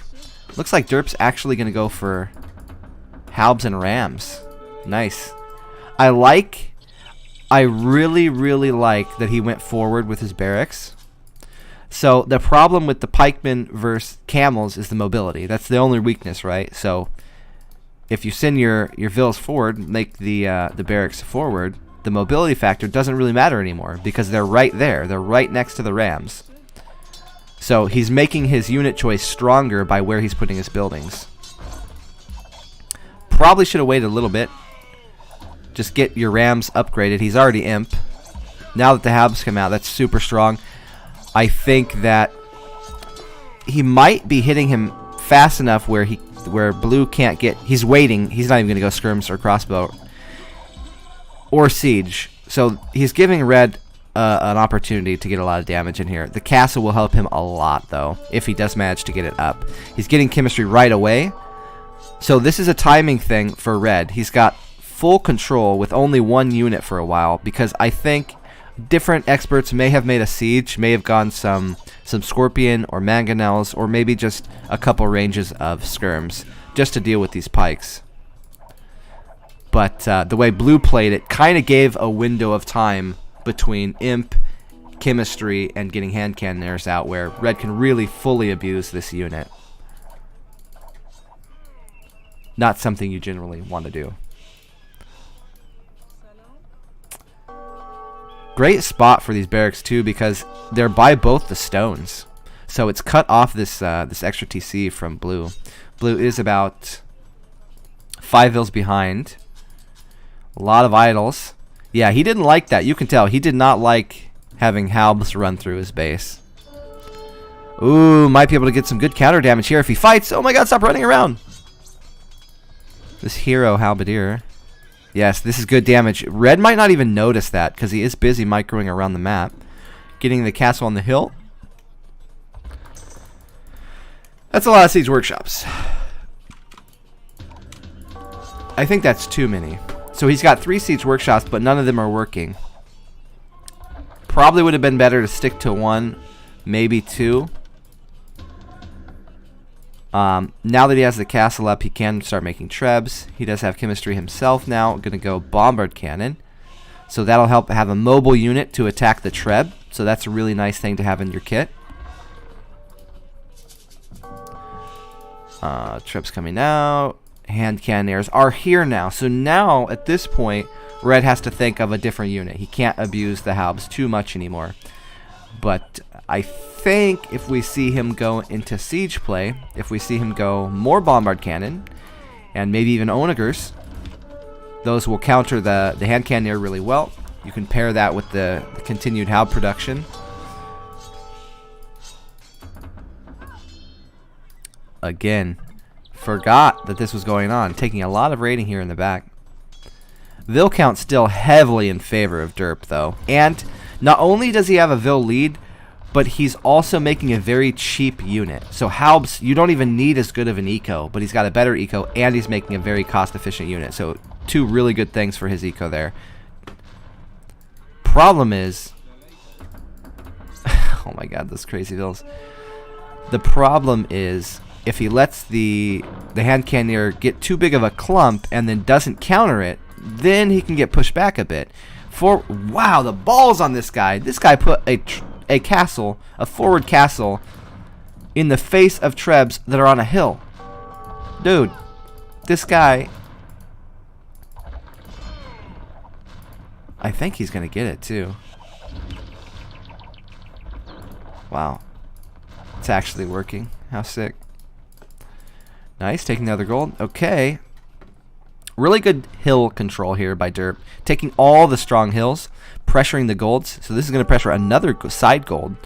So if he can take this side, yep, he's already attacking here with the halbs. He needs more halbs out.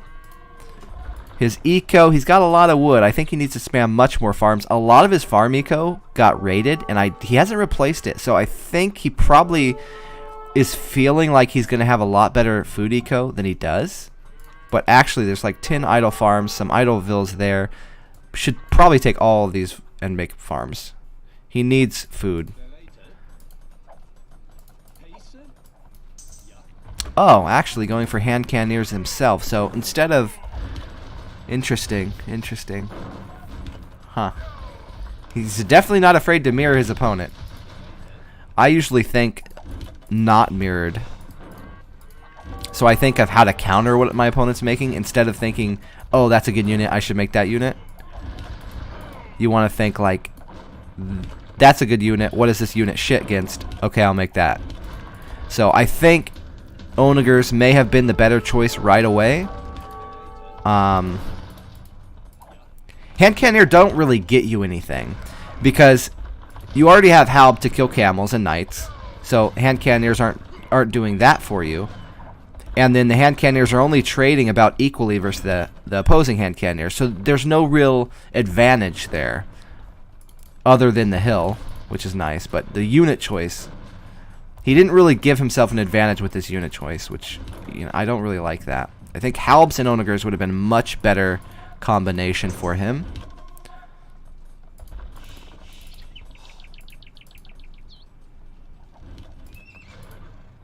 More siege workshops in the back. Definitely needs that. See, this is, man, just imagine one Onager, one or two Onagers would clean this up, or at least force it back far enough where you could get your trebs in the front and defend your castle with your trebs. So, yeah. Try not to think mirrored. Has a good eco though. Balance is coming back, so that's fine. He's almost 200 pop.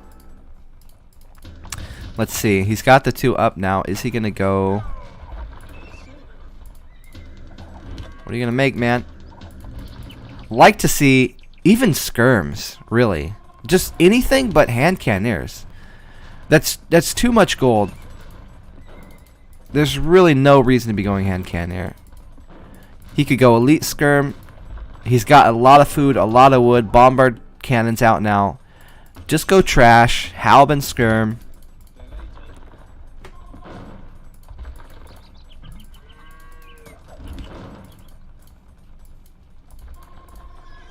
Cavalier, interesting. So that's where his gold was going. That could work.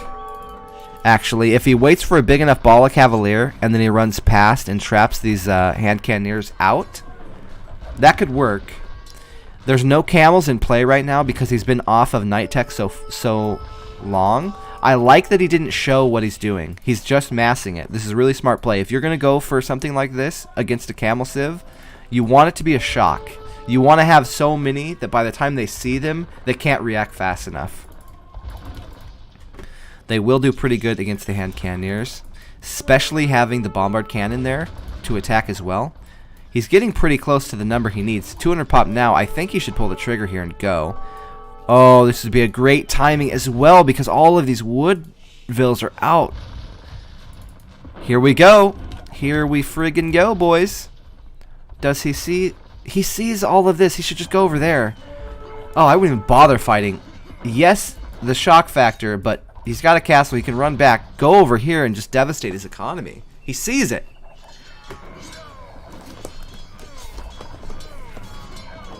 He's a little bit tunnel visioned, but it's understandable. He wants that position. Oh my God, is he in the range of the archers, or what the hell would killed that thing?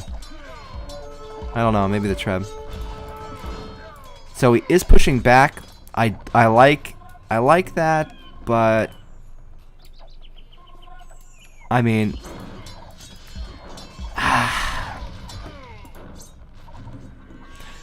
you push people back, you take strong positions so that you can kill economy.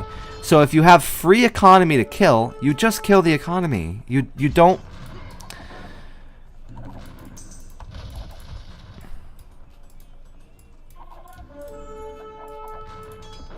Please go attack his woodline. Please stop this. Stop triggering spring.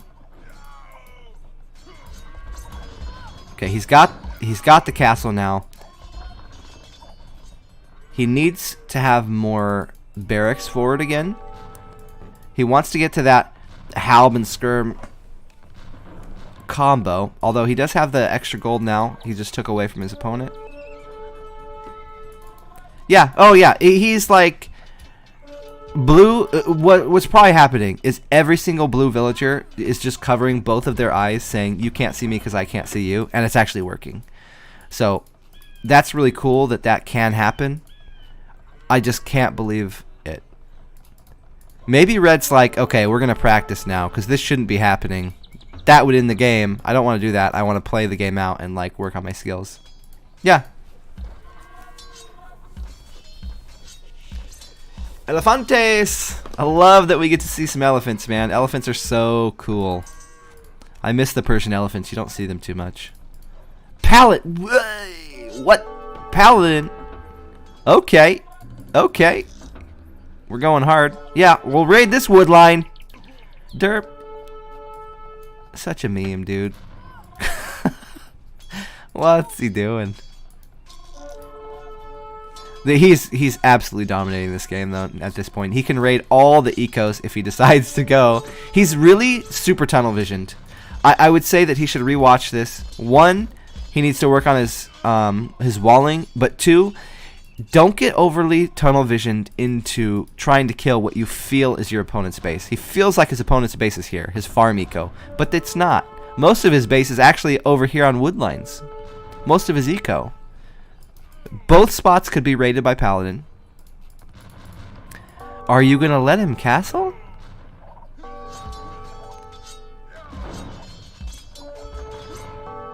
Where the... Okay, okay. He ran past so he can get us around so the units can't run. That makes sense. I think you're going to see a GG pretty soon here. So Derp did manage to win it, but man, he could have done a lot more. GG, well played. Going to leave that as fast as possible. So I really liked the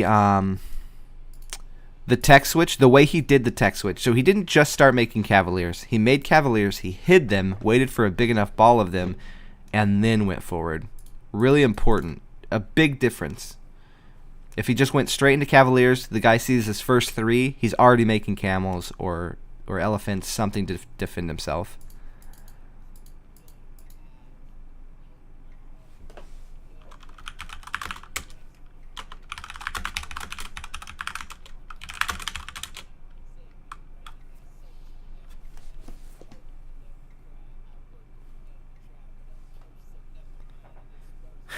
Nice.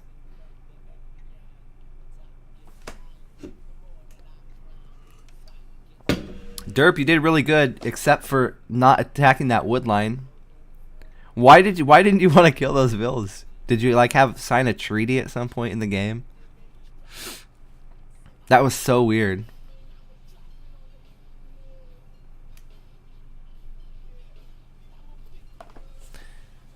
It's like this guy's done now, so we'll have to look around for a new game.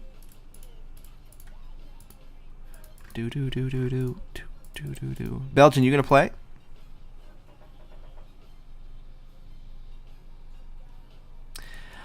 You definitely tunnel vision. You should go back and watch the rec. Just watch the imp part. There's probably like 45 villagers that all your paladins were just streaming past the whole time. He was doing wood in the middle of the map, and you just let him do it.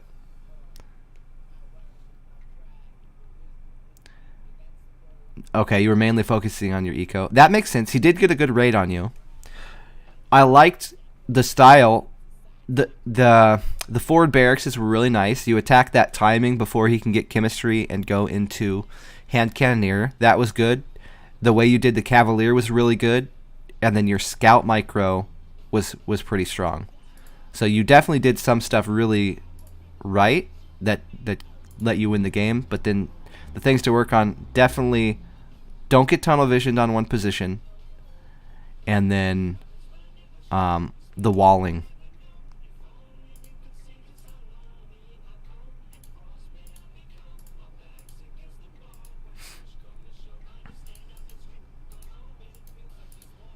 Looking around here for another game, guys. 1900. There's Ink and Claire. Okay, yeah, they're Okay, let's jump over to that game.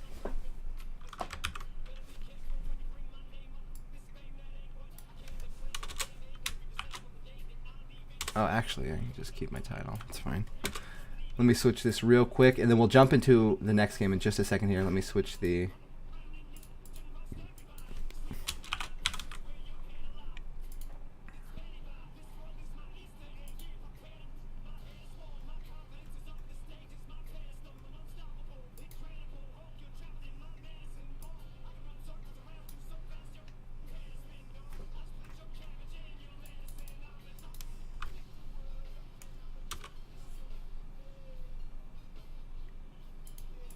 Who's he against?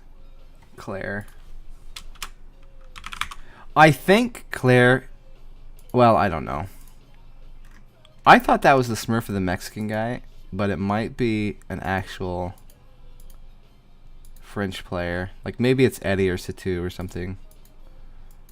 Let's do a French flag, but I'm not actually sure who this guy is, so it might not actually be French. Did I not make a French flag either? Oh my god. Dude. Okay. France. A, B, C, D, E, F.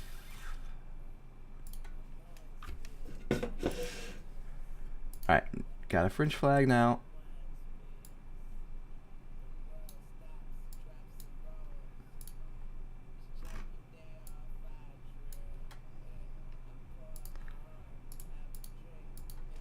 Okay, so we'll jump into that game. They're only a couple minutes in. So we'll have Ink. He's 2K to 2100 level USA player.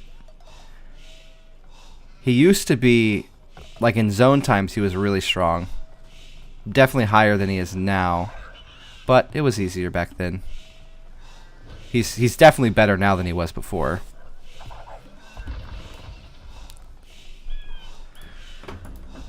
And then Claire. Is that an Eddie Smurf? Belgian, do you know? Is this Eddie or Situ? I feel like it's one of them. If it's actually Mexican, I think it's the Mexican. Oh, Ink actually... Okay, we're missing a lot here. So, Khmer, and he went Mad Arms forward. I like that he went forward here. He noticed 2 mines forward. He can send a lot of vills and then go straight to the stone. So that was a really good choice there by him. Also, his base is very bad, so... If your base is too bad to defend yourself, go really aggressive. Force the fight in the opponent's base. That's a lot of Mad Arms. Damn, Ink went hard, dude. Ink is going for these Mad Arm rushes.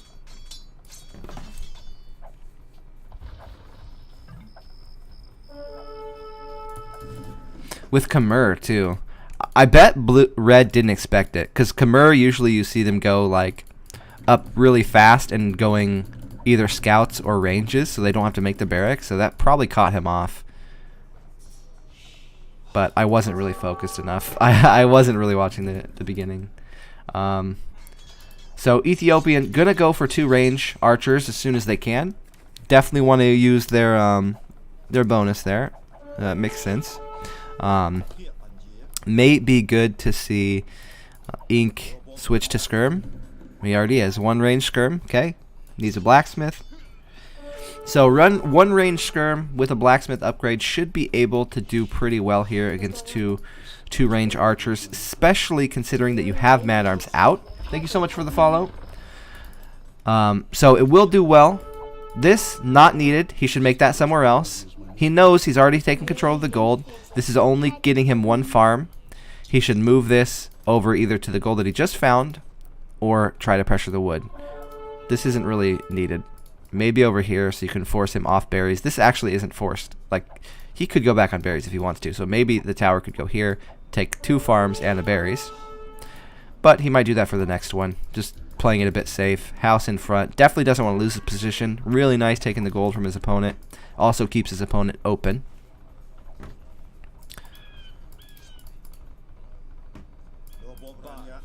Will be able to pick that 1 vill, I believe. Oh, it walked away pretty quick. He wants to get his armor upgrade on those skirmishers.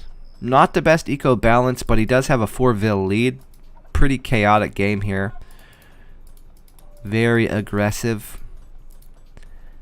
Red behind in vils, but if he's able to get fletching, he'll be ahead in tech for a bit, and maybe can do a counter attack. Ink is very open. I like this. Ink is thinking ahead. He knows that he's done a lot of good damage.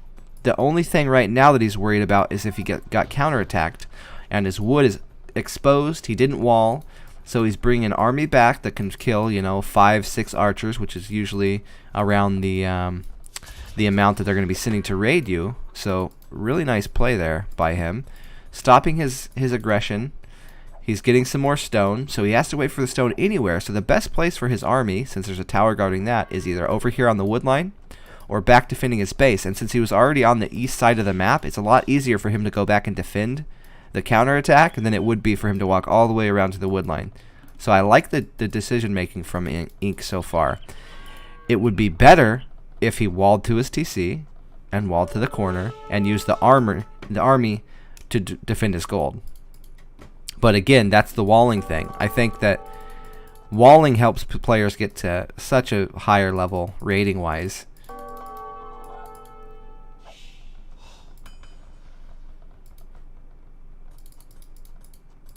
So, fended that off, not taking damage, but he's got no blacksmith upgrades yet. So, perfect micro by these archers could actually beat the skirms. Not going to happen, though. Pretty good eco balance, getting his farm count up now.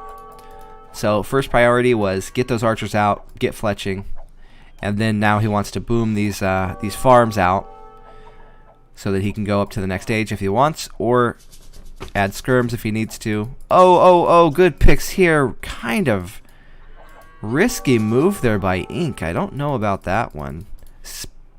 He even saw the archers going out. See, all this damage is because he didn't wall. So when you're going really aggressive, you have a bad base, you don't think you can wall, you either need towers or walls, or be super aggressive and force him to keep his archers in his base. So if he was over here towering, maybe he'd force red to stay at home. I don't think that's the case, though. I think that it actually was the best choice to go back and defend. But he should have made it easier on himself. At least wall the spots you can wall. Mad Arms should be forward. Mad Arms are not going to beat 4 archers. So these are basically just being wasted here. They're giving you enough vision so that if they're attacked, you can run your vills away. But this is he spent resources on this. It's cheaper if he just makes a palisade wall here and uses these, because this is actually way more costly than a palisade wall.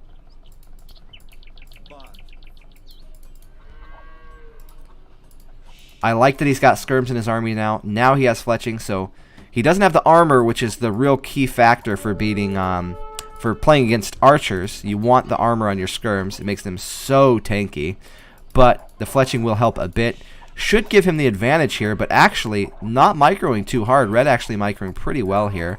Sniping off a lot, and now that armor really coming into play here. Not having that makes it so that with good micro, especially with Ethiopian too, they can shoot faster, so micro's only going to get even better for them. They can get a lot of damage in before that armor comes out. Like we thought, Mad Arms die. They did sacrifice and get 2 archers. I guess, and now he walls. Come on, Ink. Ink's making it hard on himself. He played this game really good, and he's, by the lack of walling, making it more difficult. Now he's walling. But he may, you know what? Never mind. I think he's still fine. But against a better player, he may have lost his window to do damage. Though Red not really making anything to defend against the skirms. Didn't make a stable, didn't make skirms himself. So he is going to take significant damage here, actually. Ink now 6 vils in the lead. Not the best eco management here by Claire. But a second counterattack. Now, oh, this is Painful. Now Ink actually has the wall off on his east side. Has the tower on his gold, so now he's feeling very safe. He's probably going to send all his stuff away. But Red snuck around the other angle this time. That could do decent damage. Although, if he does get this wall up, he'll be fine, and he won't take any damage. So I like that I'm seeing him walling now. Red approaches from a bad angle. He doesn't know the tower's there. He's not, he wasn't going to run in there if the tower wasn't there. Or if the tower was there, but he would have gone for the wood. As it is, he takes a bad angle, so he's not going to do too much damage. Ink is totally fine. Ink is doing damage. Ink is up now. Claire's not even close to the next stage. Doesn't have a market, so he can't buy his way up. These farms were pretty late. Was he gonna sit under the tower? Oh yeah. Oi oi oi. Nice. So I think you could do 2 stable. Yeah, there's one. You could do 2 stable knights or elephant for a bit. Blue maintenance. Uh-oh. They it went down earlier, so hopefully it's already done.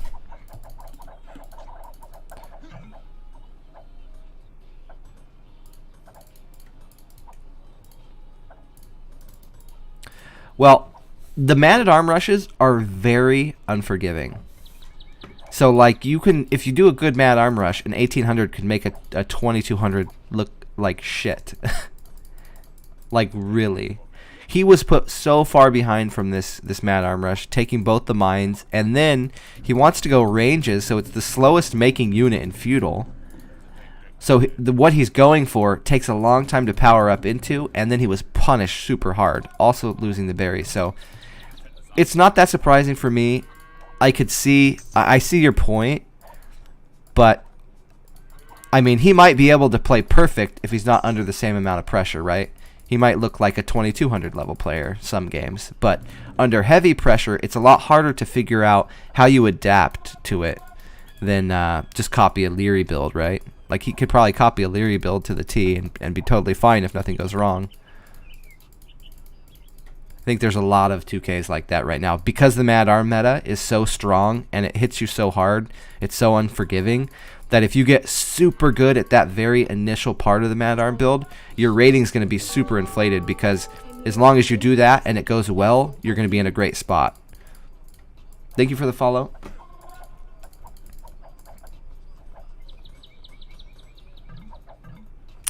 Yep.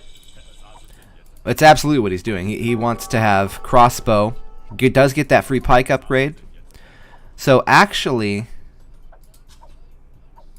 Ink didn't do anything with his earlier Castle Age. Kind of surprised.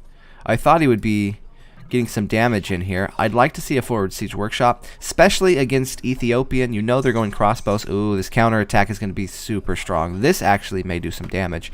Ink does drop a TC. Double TC. Okay, so Ink went for the eco style. He feels like he has some pretty good map control.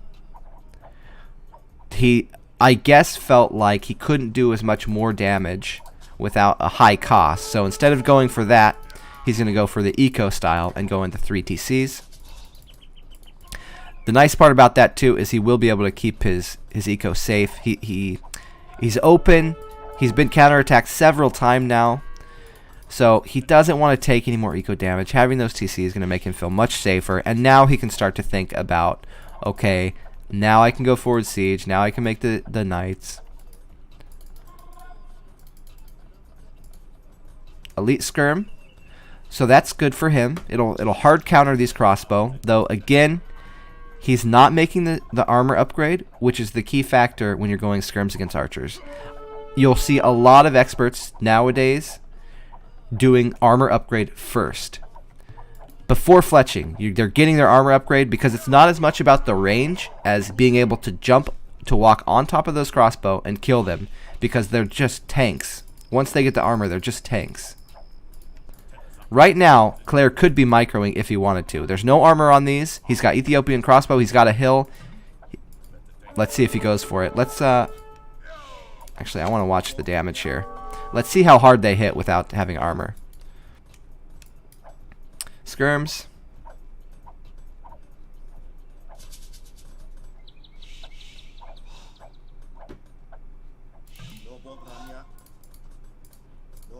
I really want to see this. Let's see how hard. I feel like it almost will one-shot. Well, that's dead, but let's see with a full HP. He needs to be more aggressive. You always click on your opponent's units so you can see their upgrades. If this was a different player, I think that he would be going super aggressive on these skirmishers. Okay, I really want to see this. Give it to me. Show it to me. Yeah, almost a one-shot of a elite skirmisher from only that many crossbow. Oh, now you're Dunsky, dude. Nice trap there by Ink. Came around the back. Still though, Red could have probably killed it if he forced his hand there. So Ink, their pad archer armor coming out now. That should have been done in feudal. That should have been the first upgrade.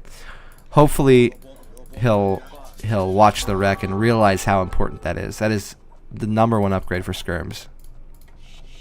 Castle up. I love the addition of the castle actually for Claire.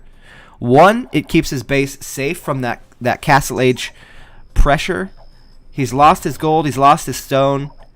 He's going crossbow. He's against his hardest counter. He's got skirms against him right now. He probably assumes mangonels may come out, so it'd be a lot of pressure. It'd be really hard for him to play crossbow mangonel to defend. Maybe best case scenario you go even or slightly ahead, but if he drops the castle, not only does it keep his base safe, but it clears out the towers and also can take back his gold. So this castle is a very good addition to his build here.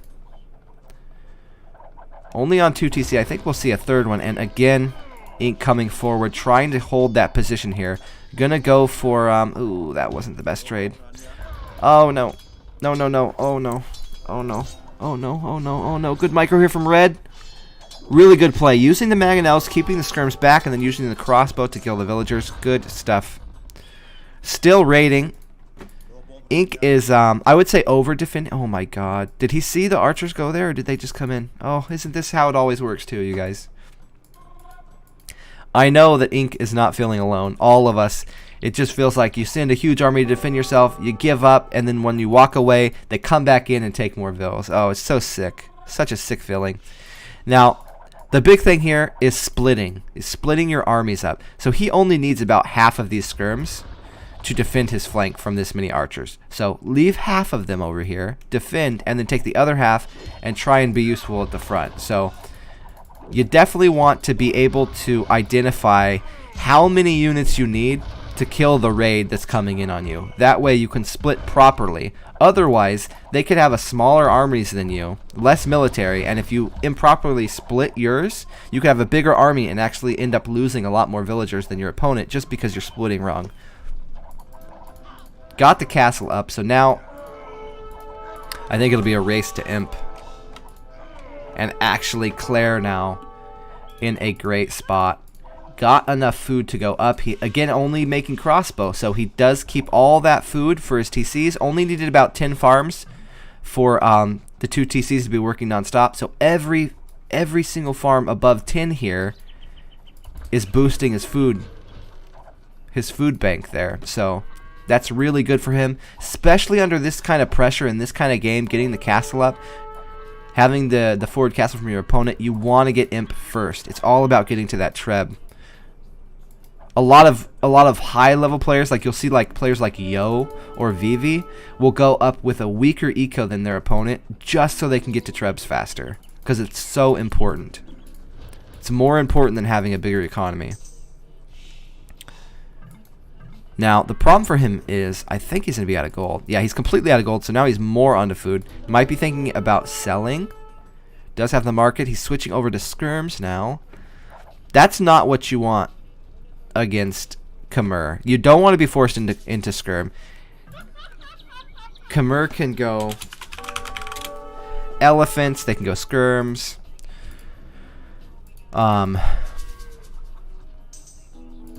So really, this is the strength of keeping this position. You can see why Ink really forced forced this a lot. Took some bad trades even to take the position. And now it's paying off because red is off gold. Well, actually has one in the back, but that's almost gone. Soon red will be off gold. And if he can keep the position, even with the worse economy, he is about 20 vills down. He could be able to still win the game just positional, through a positional victory here by taking all these mines out. But with red going imp much faster, I think you're going to see this switch out. And he's going to get trebs. He's going to clear this castle out. And then he'll switch, do arbs. Maybe even... No, it's not Shuttles. What does this Civ get? Is it Shuttles? I think it's Shuttles. He could do that. So he could go Arbs and then Shuttles to kill the skirmishers. Even Onagers if he wants to. But I think you're going to see Arbs and Trebs first. Good rating here for blue.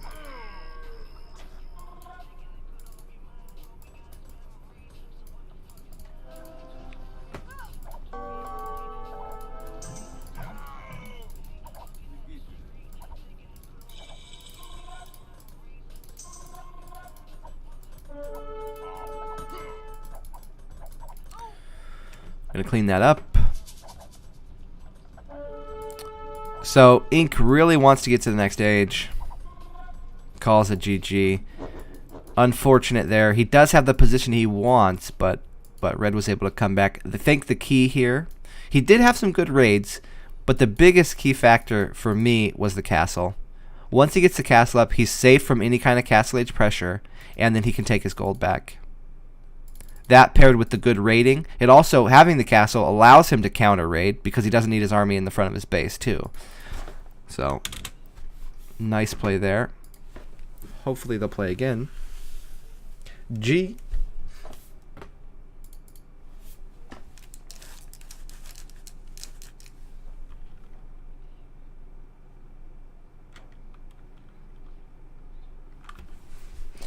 So, Ink got a super good lead,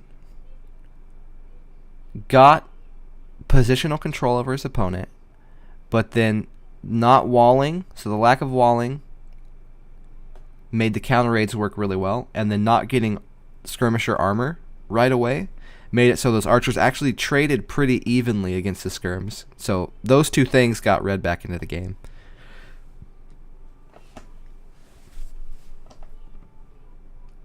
Alright, we'll stick around in this game. Hopefully somebody comes to play him soon. I think I'm going to grab some more water real quick while we're waiting. Thanks again, guys, for hanging out. I'm glad you guys are... There's so many people here for the casting.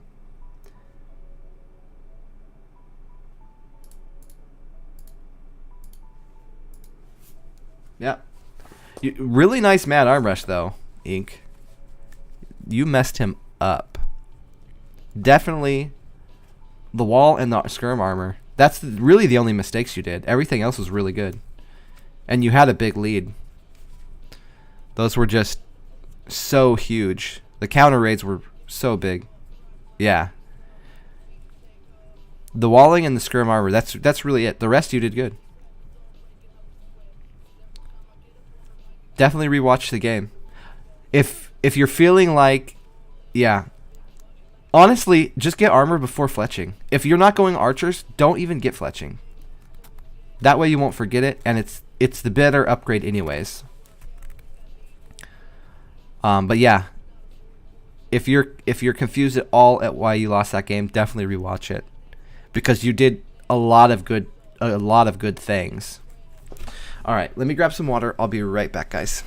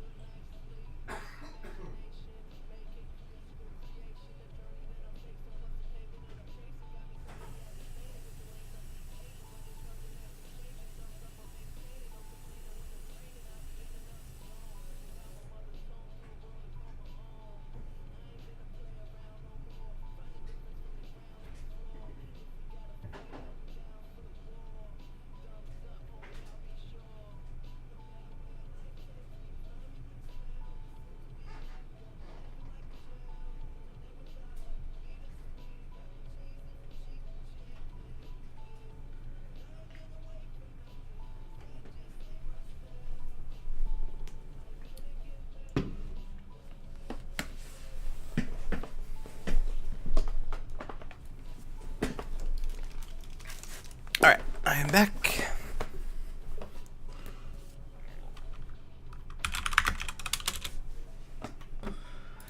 LAN and LB10? How far in are they? No, it's FR though.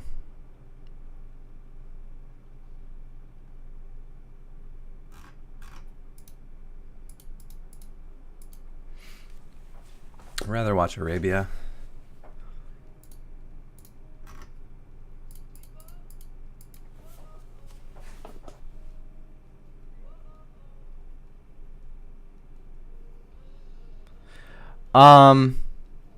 Well, they did a bunch of different ones. They had HD, but then they had a lot of expansion, so there's a bunch of new civs. And yeah, there has been a lot of balance changes. So there's a what, like 8 new civs or something, and then no, more than that.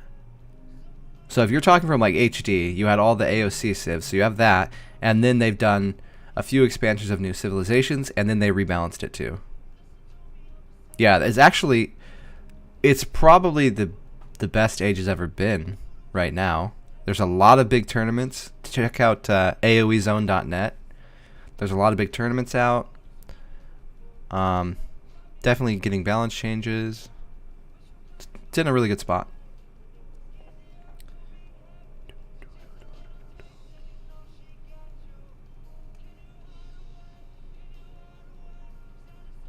Something like that.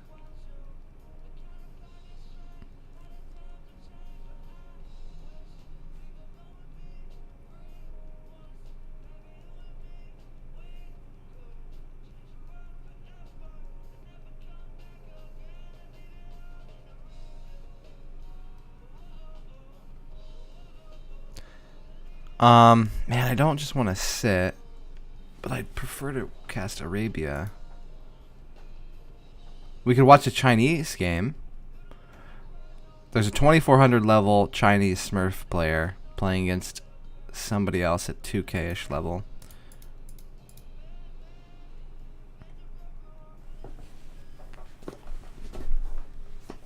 Yeah, it's really early. I'm trying to get my time slot into like 4 a.m. to 11 a.m. for me, because there's not really any competition with the streaming, and then so I get a lot more viewers.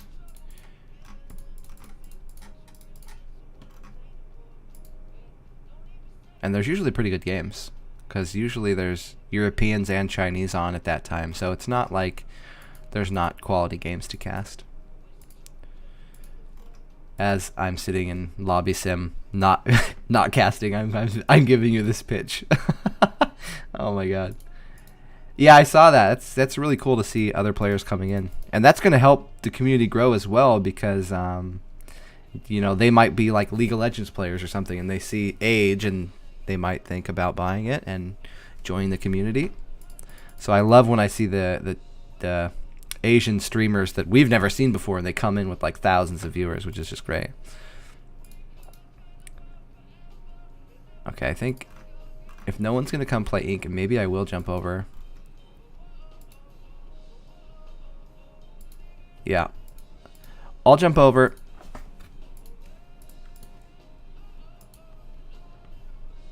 Let me switch this. We'll do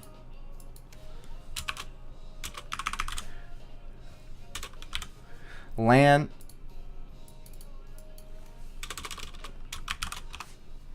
against LB10. Let me switch the flags real quick, and then I'll jump into that other game. Spain.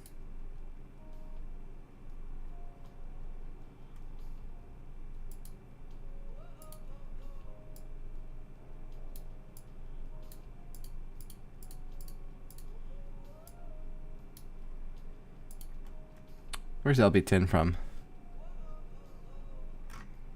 Austria? No. Where's he from?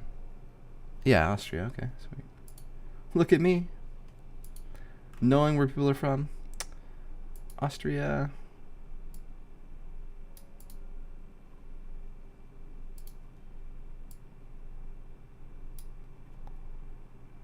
Okay.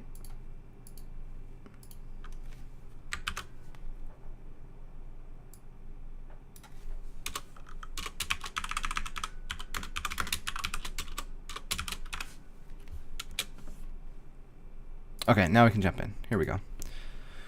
So full random is going to be a bit harder for me to analyze, so I can't do as good of a job as if we're watching Arabia, which is why I usually like to stick to Arabia. There's a lot of different things you can do on these FR maps. This, though, looks like Mongolia to me, so this will be kind of like Arabia. Oh, actually a horrible base for LB10. Wow. Okay, I like the positioning of his walls. He's walling in a good spot. He's actually drushing, so that makes a lot of sense. No, I lied. He's going mad arm forward. the game's in fast forward, so I'm like, oh, it must be a drush. No. Okay, mad arms forward.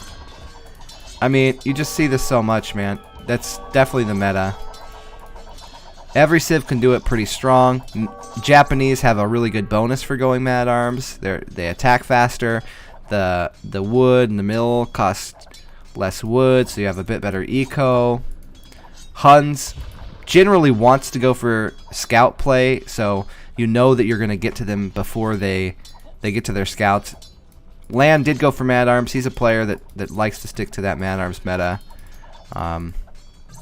Some players really favor going scouts when they can, when they have a good civ for it. To Australia, sure. If you sub for the Australia flag, I'll do it just for you.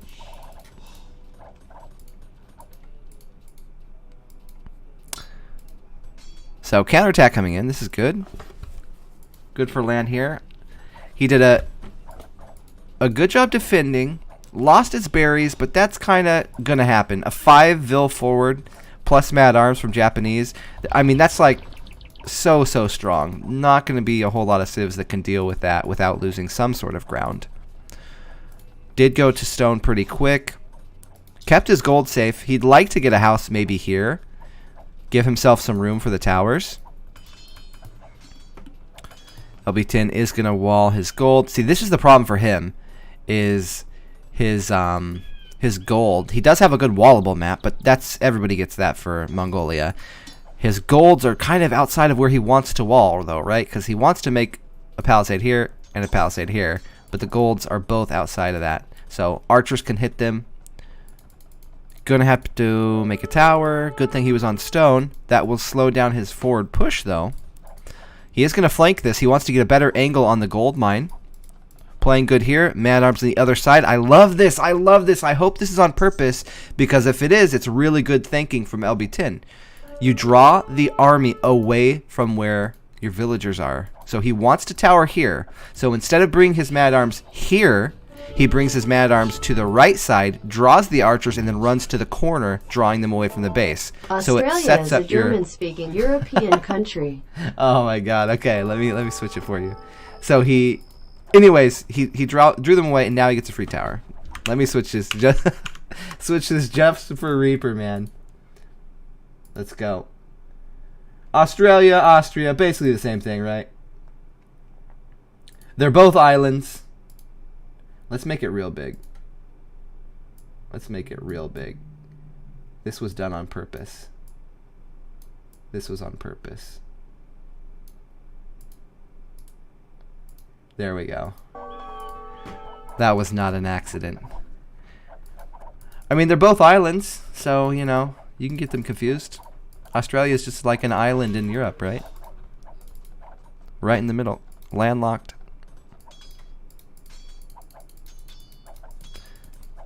True, they don't have kangaroos, which is really sad.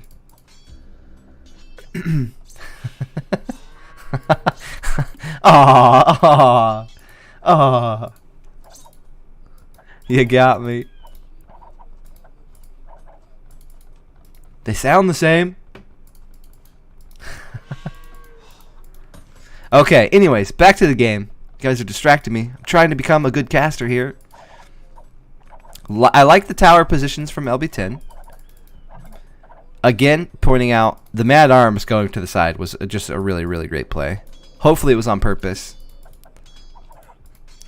He's up to the next age. How close is Lan here? Lan, a ways off. Towers are such a pain in the ass.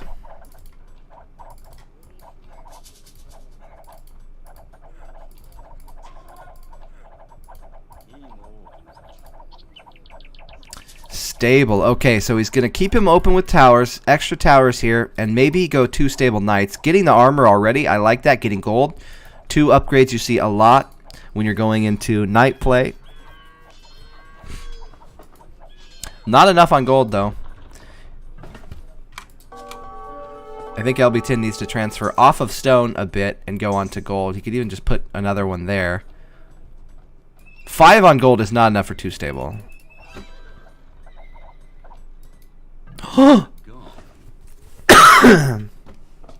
Pinging it. It's kind of a dick move.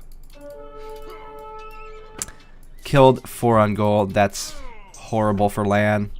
If he wasn't in a bad spot now, before, he certainly is now. He's behind about 1.5 minutes and off of his gold. It's pretty exposed.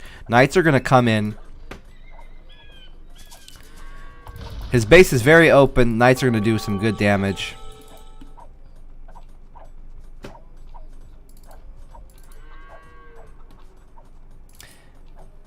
LB10 pinged it. Well, I don't know. Maybe LB10. Maybe it was land. Let's hope it was land, because that's a dick move. I don't like when people do that kind of stuff. Like, everybody makes mistakes. That's what this game is about. You don't need to ping it and be a dick about it.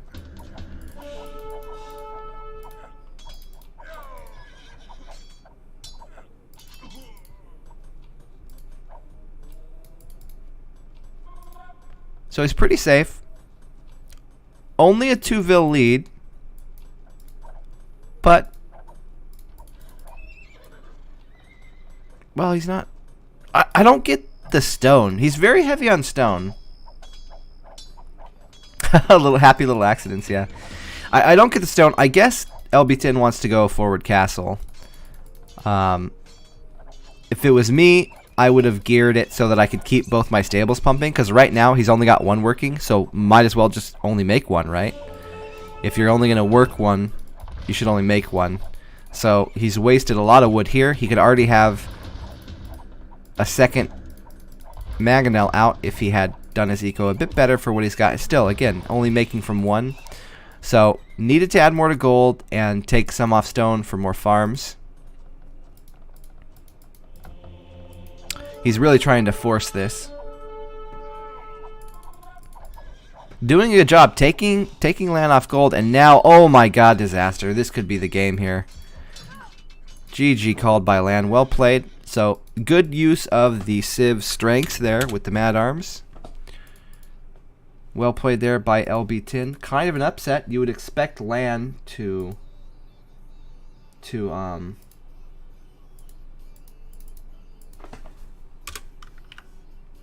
win here, considering he's, you know, almost 2400. Well, was. Catbot. Get wrecked. What's going on? That's a big point swing there. 30 points a game, dude. LB10 will be 2500 in no time. Thank you for the follow. What's going on? This gross bug lady is my new friend. I'm learning many things like I'm a pet and ugly.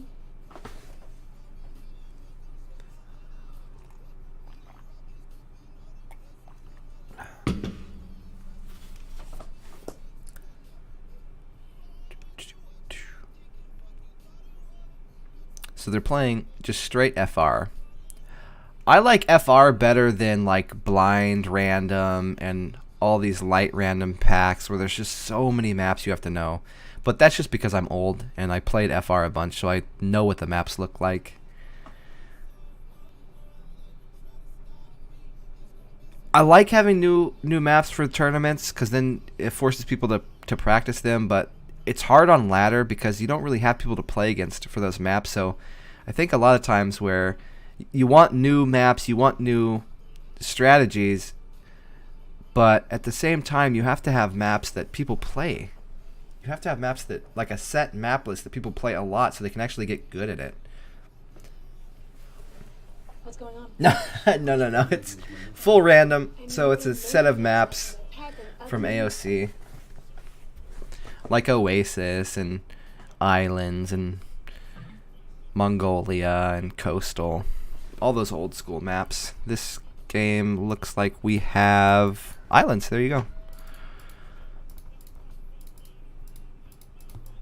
That's a lot of resources in the middle. Is that anybody's? Nope. So that's good. Yeah, exactly. Delete that map.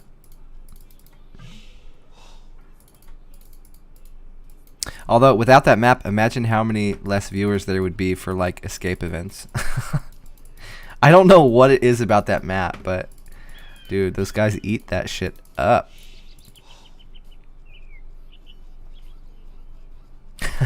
Do the State of the Union. No, no politics. I'm not doing any politics on stream. Steering clear of all of that.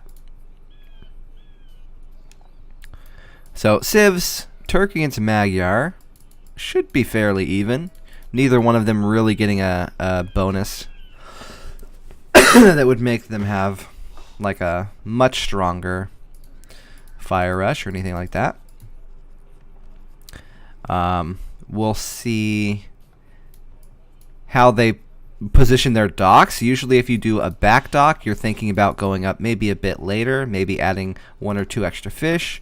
If you're going for the front dock, usually you're gonna be the aggressor. You're gonna try and make fire ships and get across the map as soon as you can, sometimes going less fish.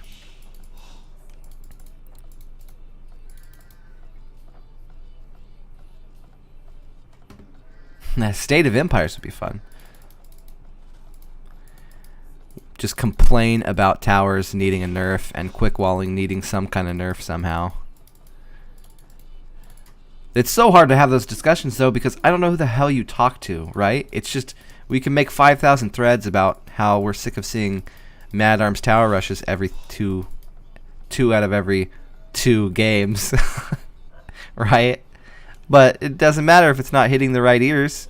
Whose eardrums do I need to tickle to get these things fixed? Then we can have a State of the Empire. Yeah, I tried that before. That didn't work. Back when HD was coming out, I told them about that stupid thing where your mouse, when you'd click down, it would shoot you across the map. And they were like, what are you talking about? That's not even a problem, dude. They're like, I don't know. I have like almost 0 confidence in HD team to change stuff. But, I mean, they do it eventually. Stuff's been getting fixed, so I can't be too much of a dick about it. I just, yeah, I should not say any more words. I'll just be quiet now. Nothing. If you don't have anything nice to say, don't say anything at all, right? So forward dock, land's going to be aggressive, and also LB10, kind of a side dock. They're both, man, they're so close to each other. Could see a lot of good fire micro. Land's really good at water maps. Quick walling. Yeah, I think quick walling. I think if the building's not fully built, it needs to be significantly weaker. There's no reason villagers should be able to, with one swing of a hammer, defend themselves from a unit that's been invested, created, moved across the map, moved in the right position to do damage, and then a villager makes one hammer swing, and all of that work from the other player trying to get damage is taken away. I don't think that that's right. You do need something to balance it, otherwise you'll really only see Mad Arms non-stop because they're the fastest hitting unit in Feudal. So you need walls, but quick walls should definitely be weaker.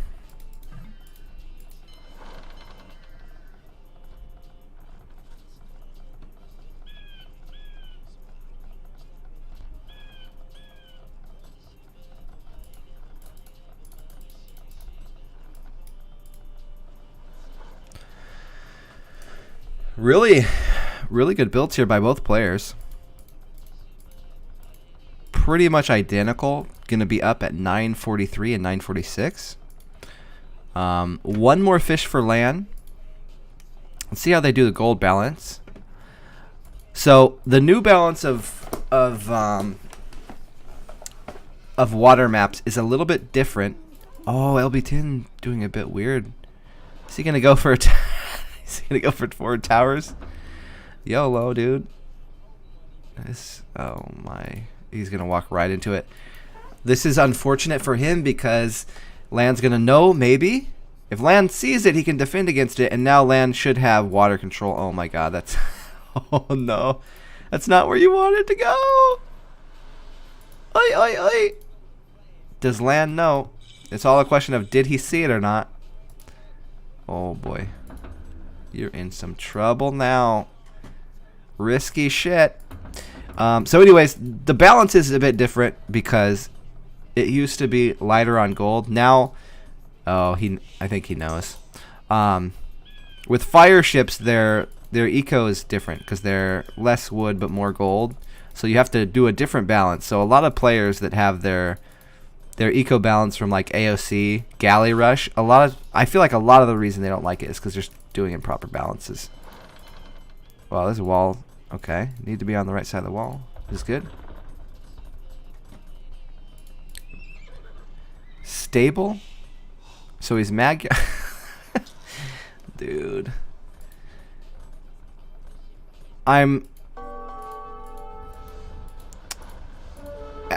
glad he made a fire, but this is just not gonna work. It's got spotted. This is the good thing about being the player that is like better at a map, because it kind of forces your opponent to do something crazy if they don't feel confident enough to play you straight up on the map. So it makes it even better for you.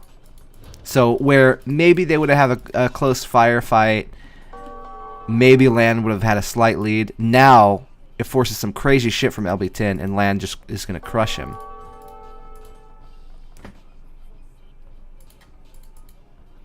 So kind of the respect factor of your opponent. You see this a lot with Viper too. Like people do some dumb shit against Viper because they think they can't win unless they do some crazy stuff. Okay. So Land. Oh my god, why are you turning around? He could have finished it. Killed the villain. Oh my god. That's so fortunate for LB10.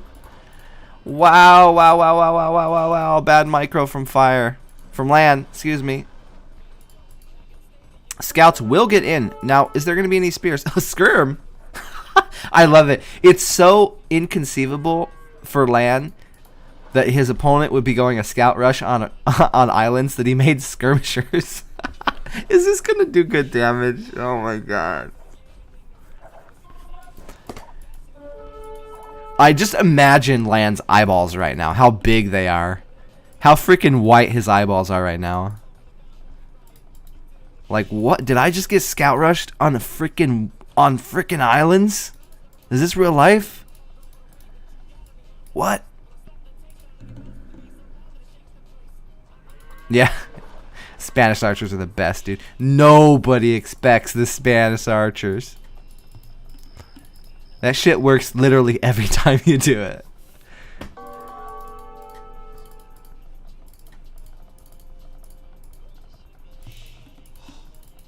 Yeah, just chilling. Didn't want to attack anything. Maybe hoping that Land will overreact so hard that he just builds like 500 feudal units, and then maybe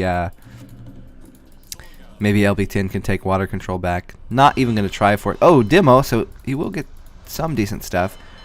You want to split your fire ships up, and I think Land knows that. He needs to split them out. Well, he's not going to, so he's going to take a full 3 shot here. Oh. What a pain in the ass. Having to transport all your units over. That's so much more effort, dude. So much more micro involved. Gonna go on to gold now. He's gonna want armor for these skirms. So you don't really have to go you don't really have to go to the gold yet. Looks like he's trying to get gold for fletching, but why not get armor now while you're waiting? Give you an advantage over the archers, and then you can do fletching to snipe the spearmen down. Going straight for fletching, I think he slowed himself down by doing that.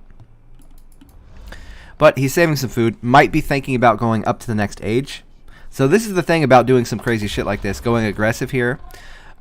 His opponent may overreact. So if he doesn't overinvest, he can maybe get up to Castle Age faster and get some kind of advantage off of that. Good micro there. Sniping the spearman out, bringing his scouts back. Really quality stuff. No, oh. Will he get it? Just barely? Nice. Get those scouts attacking. Not going to win that fight. So this is going to go for Lan. Not making too much more. He is going to click up now, I believe. Probably going to want to add another stable somewhere. Do 2 stable knight production. Will be pretty strong for Magyar. They do get the +2 for free. The problem is he is against a camel civ. But he may expect only crossbow because that's what he's seen so far. So if the camel civ is playing away from camels, you're fine to go knights as the knight civ. Otherwise, you don't really want to go into them. Oh my god. He sniffed him out, dude. Maybe they were smoking. Smelled the smoke. Oh, Lan landed. That's nice. Displacing a whole wood line. Gonna force some walls out here from LB10 as well. LB10 doing more docks, so again, maybe hoping for some overinvestment into a land army. Now trying to take the water control back.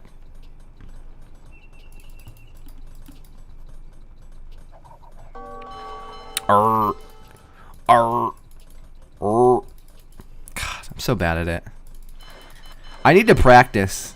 I need to practice in the mirror. I don't know why the mirror would help, but I think it would be funny to laugh at myself, like to my face. Why would a mirror make you sound better? Okay, archers are coming in. Now the problem is he's not making anything. LB10's not making any. He's not towering. GG. Oh wow. He had time to build a range or a tower at his base. I guess with how difficult it was to get the damage in on land, he just felt like he didn't want to continue playing that. So that's the nice thing about being the higher rated player, the player people know are good on a certain map, forces your opponent to do some weird stuff. It had potential. It was a cool strat to watch. Just didn't pay off.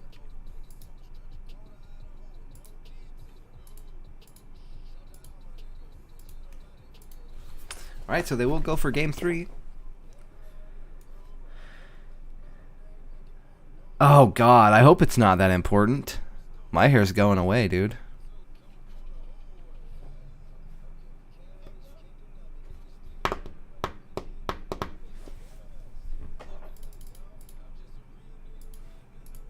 You know what? Actually, I think a lack of hair is more masculine. Now that I think about it.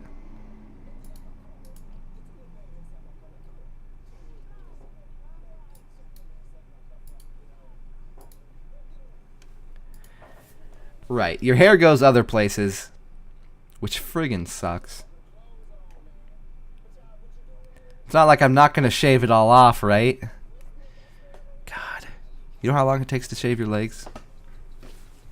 Okay, I don't shave my legs, but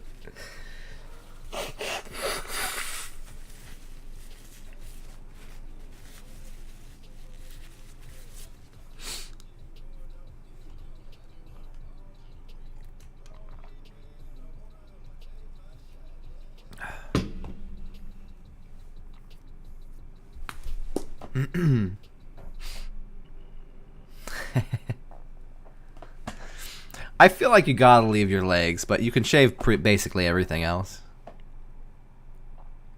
It helps with the smell too. That was the biggest selling point for me when I realized that the no, I'm not a cyclist. When you realize that the smell usually stays in your hair, so you know if you shave, then you only have to shower like once every 2 weeks instead of once every week. So it does help you save some time. Obviously, we're going for how to be lazy and not smell. That's the goal for every choice that we all make. So we got Incan against Indian. What map is this? Is this supposed to be coastal? Well, this is like coastal, but the land, instead of being in the middle, is like all the way to the left. I have not seen a coastal like this. It is coastal.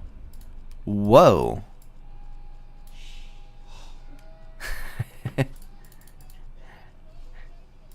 Just if you've seen South Park, just think of the South Park with the super good guy at Warcraft. The episode with World of Warcraft episode. That guy. That's like my mentor. Get the wrist brace. Eat enough pizza, even being old, so you're still greasy enough to look like a teenager going through changes. Yeah, exactly. Call mom. Live at home. That way your mom can always bring the bathroom. You know. Yeah, it's basically Arabia. Coastal Arabia. This is weird. I wonder if it'll throw their builds off. Because you would think that you'd be going really heavy into water, or at least, fish booming the water and then going land. But here you might see somebody just go full land. And I think if you did see somebody do that, it may be land. Because he is Incan. So he does have, cheaper towers. The villagers can be affected by the blacksmith. So he can do some kind of forward stuff with mad arms. He's against Indian. So you do want to hit Indian pretty quick. You want to be aggressive on them. The base, though, for LB10 is actually pretty good, considering how open everything else is. Like, Land's base is totally open. But LB10, he can wall this with only a house and a palisade, and then wall this too, and be pretty safe. He'll have safe gold and wood. We'll see if any... Okay, so it looks like Land will be going for... They're both going to go for a dock. So we may see this play out like a normal water map, but the potential for heavy aggression is here. 5 on wood. 6 going on wood.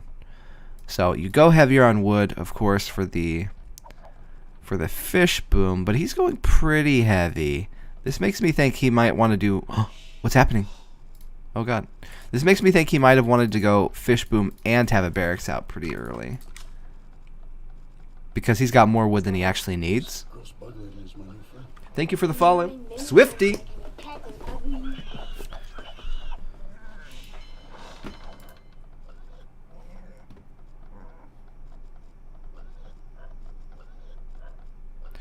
Fish boom stronger here? No, I don't think so.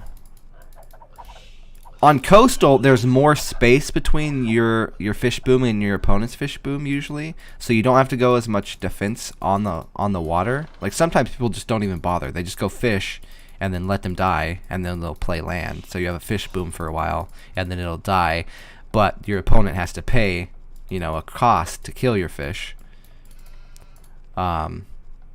Here, I guess the way you're thinking about it is there's more fish, so yes, it could. But it does have more fish to mine, but then you have to defend it a lot harder. So it could go into like a full water fight, kind of like a Baltic or something. So I guess higher cost, higher reward kind of thing. Where coastal, you can kind of just get the reward from it. Exactly, yeah. You get a fish boom, Mexicans pay for it somehow through taxing the U.S. citizens will force Mexico to pay for it, because that's how it works.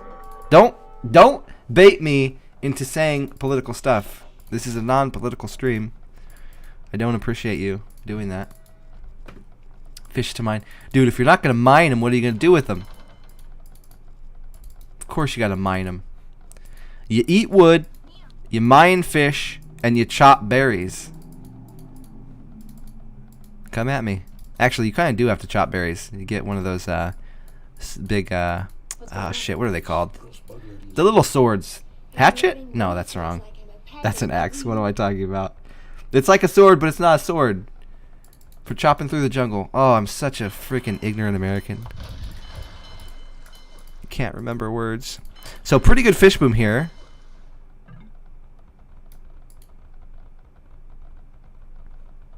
So land's doing kind of like the coastal way, where if you have really far water, so you do extra fish, you go up a little bit later. LB10 is playing more like a full water map, so he's going lighter on fish and he's going faster into fire ships. Why doesn't it show that these are building? Oh, I guess it's normal. Machete, yes, thank you. Machete. That works. Thank you so much. Thank you for the words. Now, if you could dig them into my head, that'd be great. So, we'll see if the timing works out for Lan. He doesn't need to have more fire galleys. He just needs to have enough on his side of the water to defend against however many LB10 can get across. LB10 walling up while he's doing this, so they are playing this pretty standard water, though I would again say that Lan is going more towards the type of coastal meta you would normally see, where it's like a fish boom instead of going fast to galleys. But it's going to be just enough. That is pretty far of a distance here, though it will catch up to him because LB10's already on 3 docks. If he can get walled, he'll be in a really good spot. He's going for a pretty aggressive wall. Trying to wall in the gold, though I don't really even see the point of it. I would just wall here and here.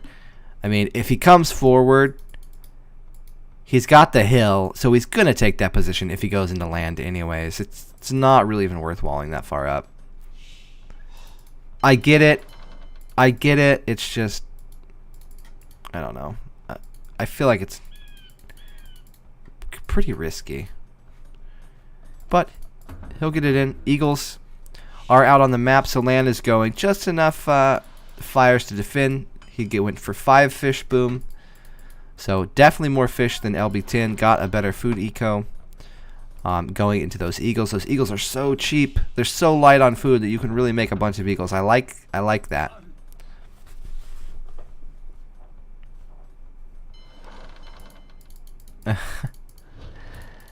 I feel pretty secure. Oh, I need more music. Stop baiting me. Dude, I have to watch out. Reaper's trying to get me to say some political stuff that's going to alienate half my viewers. Which, I mean, if you ask me personally, that's fine. But this doesn't have to be about politics, so stop it. Fire! Lots of fire on the water, man. LB10 is going to take full control of the water. Unless he... Oh my god, where's he going? Hello? Oh, patrol. Oh, patrol is so frustrating sometimes. Half his army running away, though he still will take the water. Dude, LB10 is from Australia.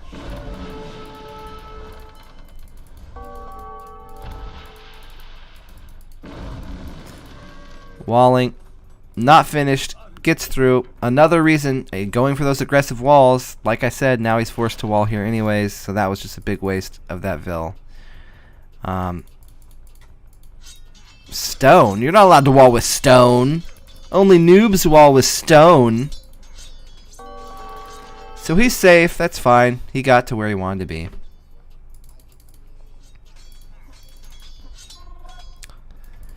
Has the water, so now once... Oh my god, that's great. He did sneak them around. Once he has a good amount of fires, he should start making fish. So stop making fires. Nah, you don't need to make all this fires. You already have it. You see he's only on 2 docks, so you know you don't need that many. Keep enough to have a lead, but then you start making fish again. Yeah, okay, there's the fish. He'll make a round of fish after this. Good. Otherwise, it's just more investment, and you're not getting any food from it, so it's actually sunk costs. Sunk into this big, huge sea over here. I would have canceled both of those fires. Those 2 could be fish right now.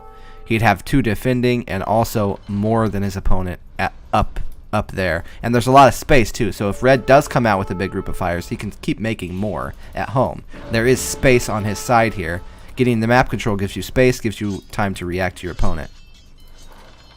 LB10 wants to keep that wall up. Gonna go for it.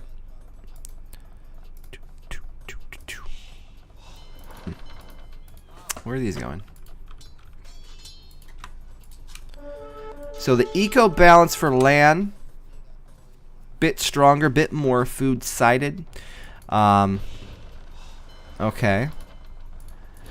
Not a bad choice, but definitely too much. I think he needs farms. I get it. Indian have better collection rate on the fish. You're gonna gobble these fish up pretty quickly, but you've got way too much wood. If you're not going crazy heavy on fish, and I mean he is making some, but not enough. You need to have some farms. He's gonna be up way later than his opponent. These could have been farms. Maybe send 4 to go get the fish. Okay, he's going to use the market, so... Man, I always forget that these guys nowadays abuse the market so much. In my head, I try to balance it out so you never need the market, but if you go heavy on the gold and float, you can use the market if you need to.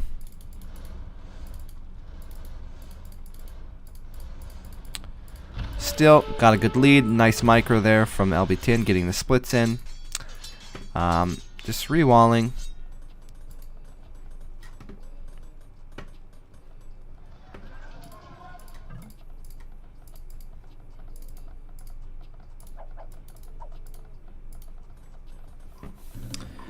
I mean, I guess maybe you could use fish traps to wall the water, but they're pretty weak.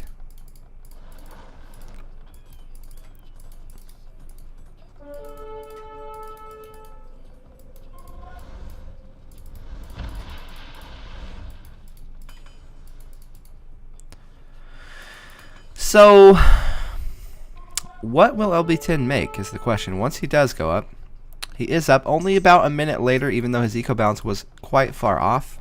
So this is the problem with sending so many to fish, especially with the bonus. You're going to oversaturate. So Indians come into the problem when playing Meso Civs because they've only got camels. So then it's like, do I make camels? Do I make long swordsmen? But if I make long swordsmen, the Incan can go onagers, they can go slingers. This is definitely the weak point in the matchup here, would be the Castle Age. If he does make enough camels, maybe he can trade efficiently, but if you're behind the Incan going into the next age, it's going to be real difficult for you. Does have a fish lead, but he's up later. Lan, oh, nice, sneaky. Lan is actually going to go. Oh, this is good. Okay, so LB10 went for crossbow. He's going to go crossbow and counterattack. And oh my god, it's really going to catch Lan off. Lan did not wall at all. So he's abusing his walls. He knows, okay, I'm going to play BF, and then I'm going to go for counterattacks. What's going on? This gross bug lady is my new friend. I'm learning many things. Like I'm a pattern. Full random can be so frustrating to play because you run into this stuff a lot where it's like wall versus sneak. Instead of playing like Arabia where it's like who has better mechanics, who has the better build order, who has better decision making military wise, it's like who can wall and then sneak better. So this is a lot of this problem is because Lan didn't wall. Probably a bit lazy. He should have walled. Not going to pay off too much. Just going to get one Vil. Will get idle time. But you could see the potential there. Like, he could have possibly done a ton of damage. Going to have to keep walling. Siege Workshop coming out now. Looks like he's full fish boom. Only fish, which is great for him. Definitely want to abuse the water control. Has a slight lead on fires still, though he's going to be open in just a second here. Whoa. He needs to... I feel like he should full wall everything. I guess he feels like he can kill those units if they try to pass, though. Land not going fully all in. onto that push. He is making a second TC. What's going on? Trying to balance his eco. I'm learning many things. He's definitely falling behind now, not having these fish. Thank you so much for the follow. Beanie baby. Thank you, man. What am I trying to say here? Land's got more vills, but the lack of fish. Oh, but why? You have all of this. You have this, but why? Oh. I don't know. Why? You're making like 15 layer walls over here. Why the hell do you make vills outside of it? Oh, big shot to bait the Eagles. That's why. So we get that huge shot. That was sick, dude. Massive throw, but good use of a demo ship. Yeah, massive throw. He had a lead, and now he's down 10 villagers. He's up 12 fish, though, so it's kind of even. But with land taking the water control now, the fish are going to go down 2. Oh, wow, disaster mode. And again, this is the troublesome part of the game for Indian against Incan. Really early feudal and then castle age, because camels are just not that great against eagles. They can go eagles and monks and pikes and siege, and you just can't do shit. The crossbow timing was interesting. It could have potentially been like game-ending damage if he got through, but he didn't force it. He didn't pass. I think he should have. He should have walked past there, tried to find more vills. Might have been afraid to lose too many.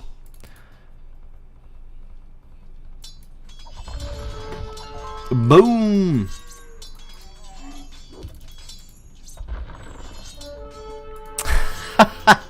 Land feeling very confident about his push here, bringing all the relics to the front of the base. GG called by LB10. So, some bit unorthodox play from LB10. Kind of forced to a little bit, being that he was Indian against Incan. Definitely don't disagree with the decision making that he had. I think that he gave himself win conditions for sure.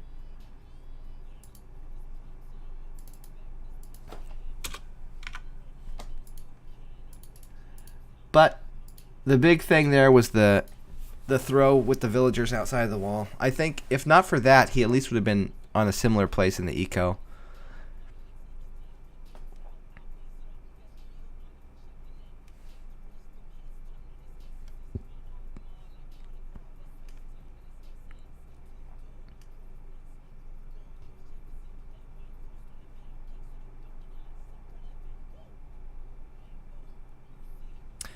Do you know what game she usually plays? I'm curious to see what kind of players, like that many viewers, what kind of game would they have to come from to convert? I feel like if they played like StarCraft, it would be really easy to convert them because it's similar, 'cause at least it's RTS, but it's kind of hard to convert like League of Legends players and stuff like that because it's just so different.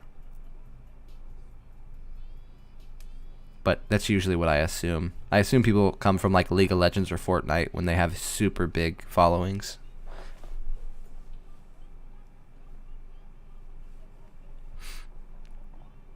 Great to see it though. Even if nobody comes, maybe nobody like buys the game, maybe more people will watch the game. I mean, it's awesome that people do that sometimes. I know I saw some good League of Legends USA pros stream age every now and then.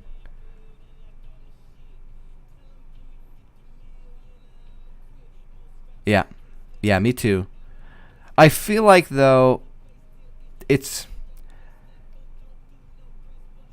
a hard crossover because a MOBA is so different from RTS. There's probably a small percentage that actually cross over.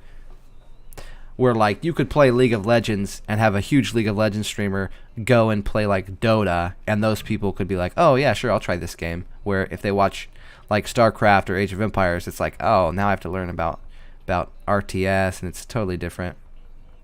Minecraft, okay. Dude, these are the coolest animals I've ever seen. Water buffalo? Why are water buffalo not in every single map? Oh my god, I just want to cuddle them. They look so fuzzy and soft. They look velvety. Oh, I couldn't eat them. Oh, look at their sound. Oh my god, I'm in love. There's more. Oh, they're so cute. Oh, when they move, they go. Oh my god, I'm actually crying. I'm actually crying because this is such a beautiful unit here. Oh, so good. See, we wouldn't have that without HD. So HD's not all bad. How neat. What? What is this map? Excuse me. This is not full random map. This is some weird shit. I've never even seen this map. Oh, it's like a BF. Look at LB10. Two vills all the way across the map, walling that in. Oh my god. That's so good for him. Can you build on this?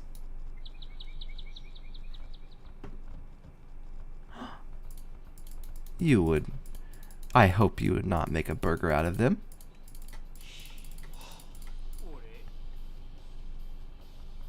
Michael would definitely make a burger out of them. Oh, I thought Carlini said that. That's funny. It actually was Michael that said that. Michael's definitely making a burger. He's gonna make a good ass burger too. Oh, they are so cool.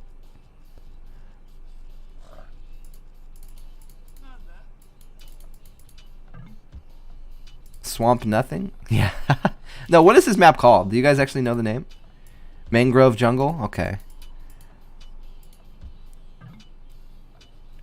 Yeah, exactly. Lance like, what the fuck is this map? This is not... If you played FR, I would never expect to see a map like this. I'd expect AOC maps.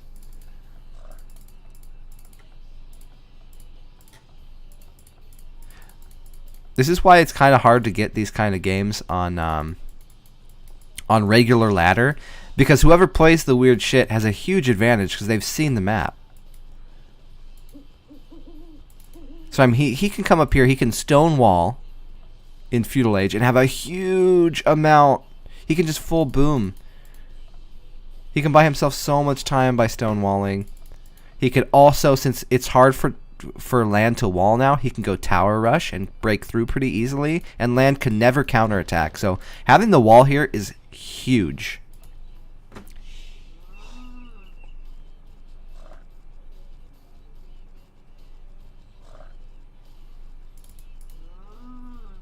It's freaking water buffalo. I can't. They're so awesome. 150 food too.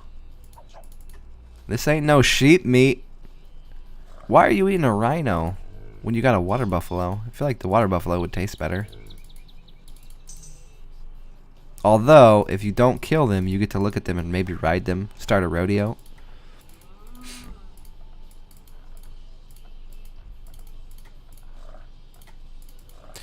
Phil's going for... This makes me think that we're going to see him go on to stone and go trush.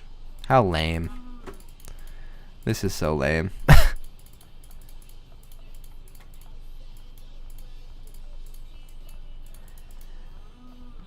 I almost feel like this isn't really fair to land. I mean, this map is so not... This is so not a standard FR map.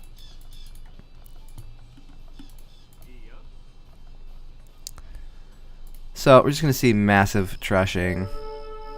Lan is playing completely blind. He's probably not worried about a trush. He is on gold though. Maybe he's thinking about... I don't even know. He doesn't have enough vills to go FC. I guess archers? I don't know. Lan doesn't know what to do. You can tell. He doesn't know what to do here. Gonna go on a dock? Oh no. Lan, did you even scout? He must... oh, he was gonna go galleys. Actually, that's not a bad decision. If he went galleys, he could shoot across. But since he's up later, he's just gonna die. This is so dumb. Shit like this is why people don't play full random all the time. Or those weird packs of maps.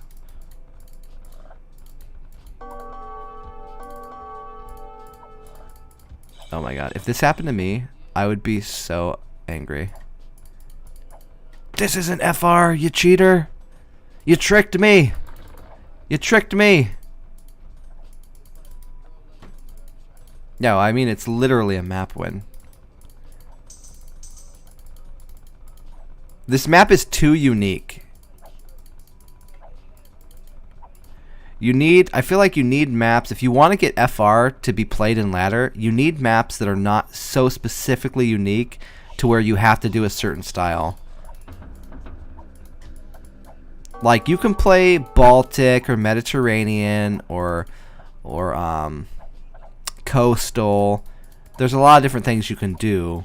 This map, it's like very specific. It's like playing BF.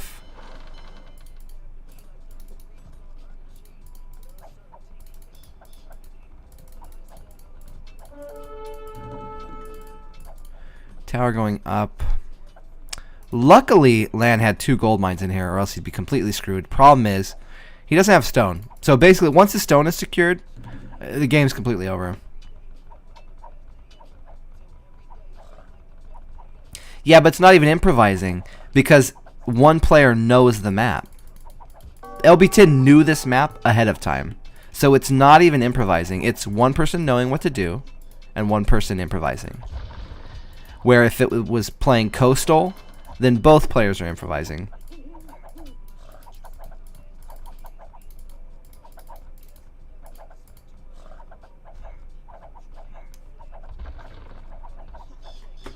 No, because you know how to play Arabia.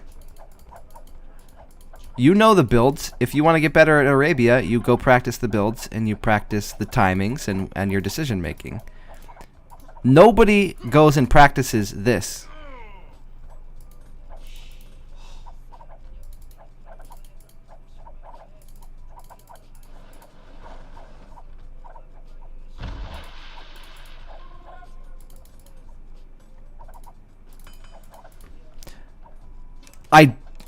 He needs a market. Land needs a market and he needs a tower, because if he doesn't make a tower on this other side, he can't stop the tower progression. He doesn't have stone. He's only going to have enough gold to make like maybe one tower would do it for him.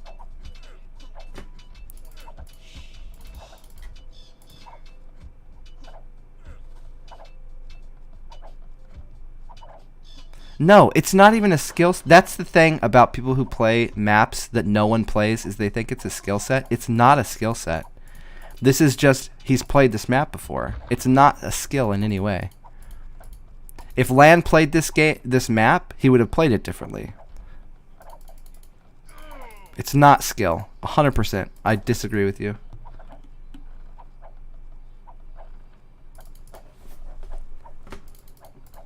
That's why tournament maps, when they have weird maps, they tell them ahead of time. So they practice it. Because then it's his fault. So if this was a tournament and he didn't know the map, then absolutely it's Land's problem. But when it's an FR pack, especially when the pack says FR, so you're thinking it's all the standard maps that everybody knows. Like Coastal, Oasis, Mongolia, shit like that. This is kind of put in there, and it's a super unique map.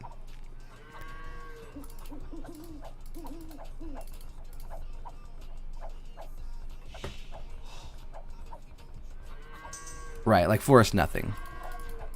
Like, I would lose hard to like an 1100 player at Forest Nothing. But that's not because they're more skilled. Yeah, it says WKFR, which I'm glad that I see Land playing it, because I could get baited by that. Because when I see FR, I think AOC maps. Because that's been used for 20 plus years. So when I see WKFR, I'm thinking we're playing Wololo Kingdoms and then the FR map pack.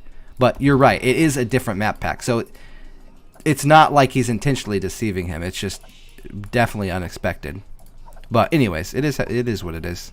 That he's playing FR, he knows that it's gonna be weird shit. It's his own problem for getting to this situation. But If you want people to play more FR and more maps, I think that you should have packs that people know. You can't add weird, super unique maps like this, because then people don't want to do it because they don't know the maps. So it's hard to get people off of just Arabia, because Arabia, everybody knows it, and they feel like, you know, skill. It's actually a skill thing because they know the builds and they can play it, and it's their own fault for losing. It's not because they've never seen it before. I think it would be good to have like small packs, like if you had a 4-pack map where it could be like Arabia, Islands, Black Forest, and something else, because then somebody knows ahead of time, okay, there's these 4 maps, it could be any of them, and then we could have fun being adapting to it.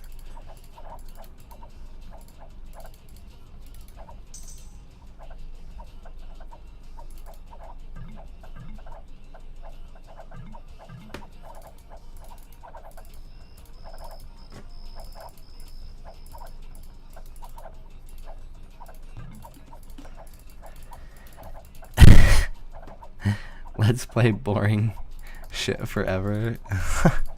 Well, it seems to work. We've been playing Arabia for 20 plus years now, so obviously not everyone thinks it's boring.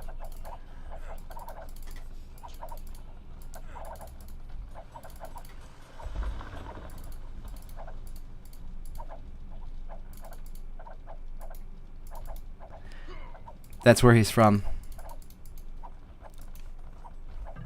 Australia.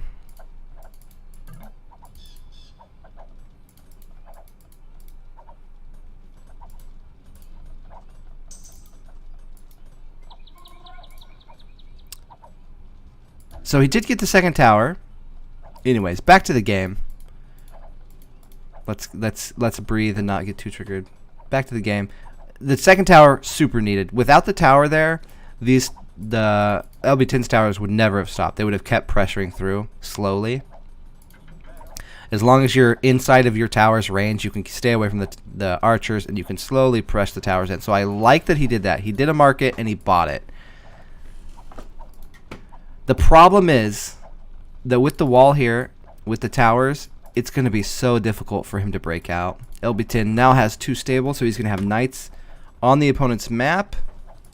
They are going to be up similar times. Actually, Lan will be up first. I like the addition of the monastery right away. So he knows his eco is completely garbage right now.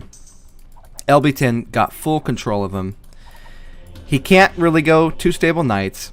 If he goes crossbow, he's not going to have enough to deal with knights. So he goes siege workshop in case his opponent goes crossbow, because mangonels will trade really well, and then he goes monks to convert knights.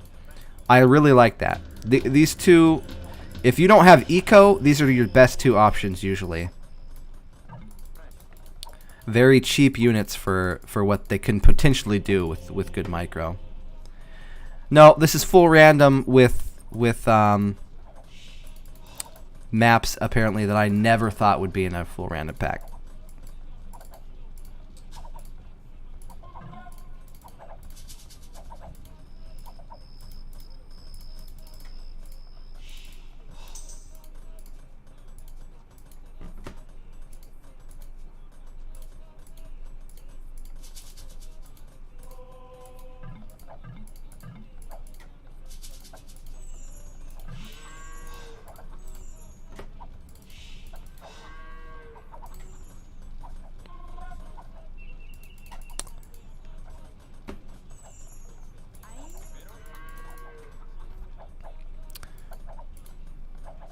Wow, this is really helping him. He did chop to another gold, so he's not going to be totally out once his gold is out. Such a tough spot.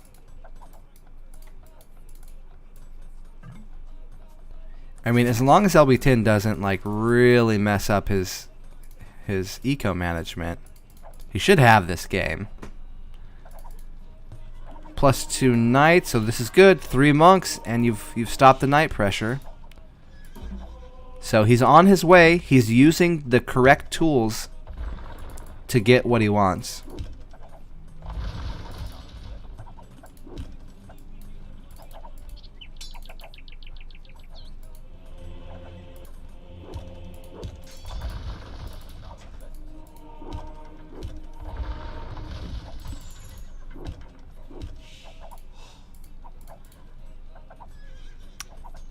Now these knights, yeah, okay. So he sees them now, so he'll reposition his monks. Looks like LB10 is doing guard tower now. He wants to keep the position, but not have to make any more units. That's a lot of monks. Well, actually, this is pretty good for land here. Cleaning this up. LB10 needs to back up. He doesn't want to lose these villagers. Oh my god. No, no, no. Don't lose your vills. He wants to back up, and he could keep stonewalling for like the next 100 years. I'm surprised he doesn't just make a bunch of TCs. Yeah, like, make a shit ton of TCs and just stonewall like 500 stonewalls. Let him overinvest into army. Don't make any more army. If you're LB10, maybe a siege workshop and some mangonels. Other than that, I feel like just use stone and boom. He's keeping his opponent from fully utilizing his whole base to boom off of, so he just... That many towers too, it's going to be hard to pressure them. With 5 vills in, it's going to be really hard to pressure those towers with mangonels. Guard towers are so strong. 10 range, so they outrange the mangonels. They can kill the vills behind the mangonels. There's not a way to efficiently take those out other than rams. Usually, though, you pair the guard towers with your own mangonels.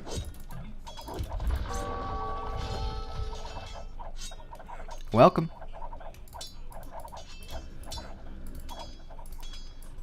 So, instead of booming, well, he is making TCs, but it's a lot of forward vills. I don't know that he needed to do that much. Gonna keep trying to pressure this, though. Putting another stable down, so instead of just going for ecoing up, he's gonna try to keep the pressure on his opponent. Oh, he's gonna tower more? Yeah. Yeah, I feel like guard tower, I don't know. Towers already need a nerf, so guard tower is like crazy, because then at least towers, you can make your own towers, and then rams and mangonels can kill them. But once they're guard towers, they're so strong because they just... I mean, these could be shooting the vills. They could be killing vills. And if he had mangonels behind, this would never press through. But he's going to make more towers. So we'll see the same problem come over here. You just can't trade efficiently. And they can cover a lot more space than a castle could. Like, this is about the cost of a castle, but he's covering all of that. He's covering a full screen or more in the range.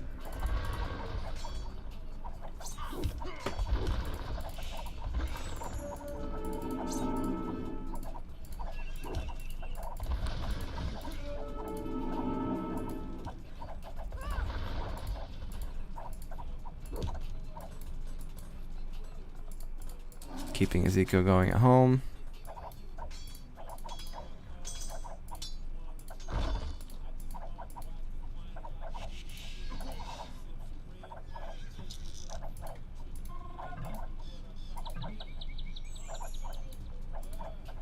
Castle coming up for land, that will help him a lot. Maybe be able to kill the tower. Yeah, he's freaking out about the map now. It is. If I was land, this would make me not play anymore, honestly. Because I would feel deceived. I would feel like before I played the map pack, I knew all the maps that were in it, and then after seeing this, it's like, oh, you knew more about this map pack than you were leading people to believe. Anyways, castle will go down. Maybe give him some breathing room. Again, though, LB10 has done a really good job of taking all the land that that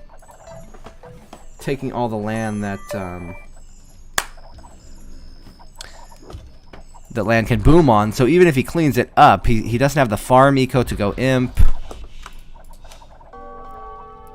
Facepalm. I say he doesn't have farm eco because he's got 4 farms working.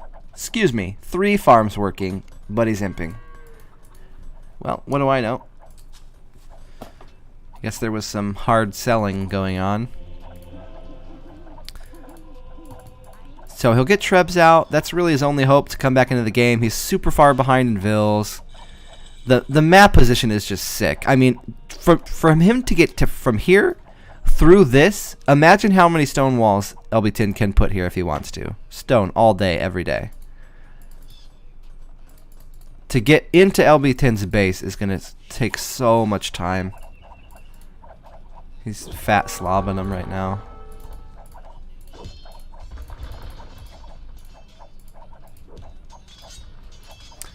Continuing the towers.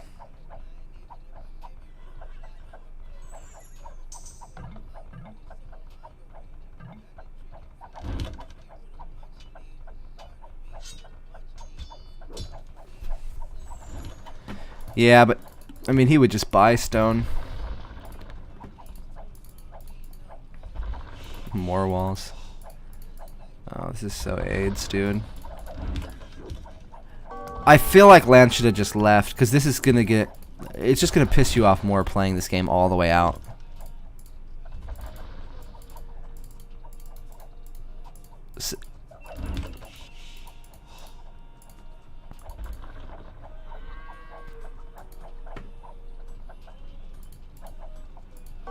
Go water and transport.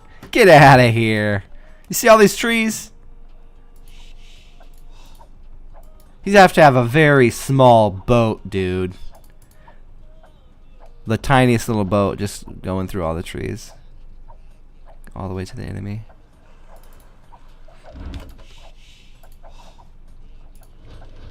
I mean, it's full cancer.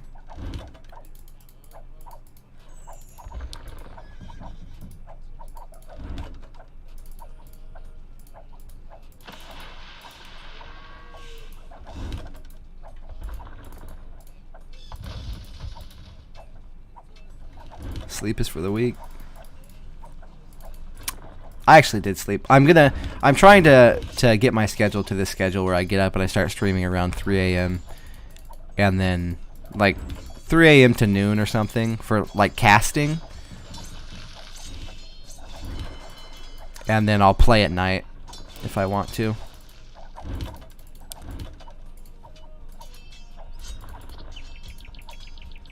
So he's fighting back.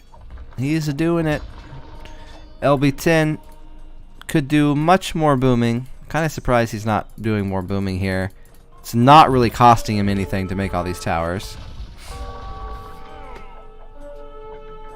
This map is called, if you see this map, you resign and you tell your enemy that they're an asshole for doing the map. I'm pretty sure that's the scientific name for this map.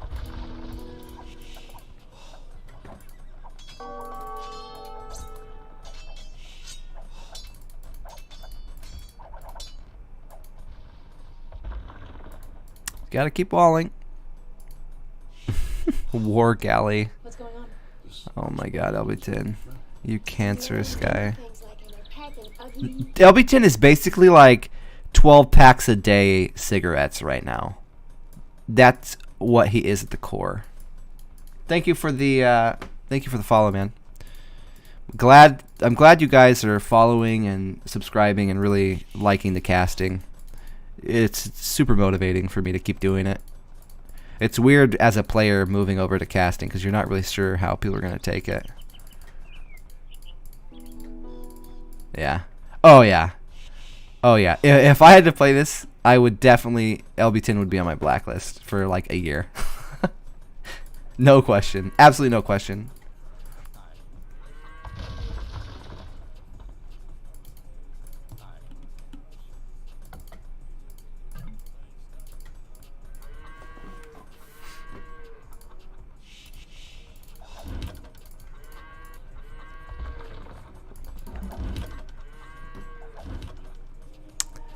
If Lan wins this game, I'm gonna be... my head will pop.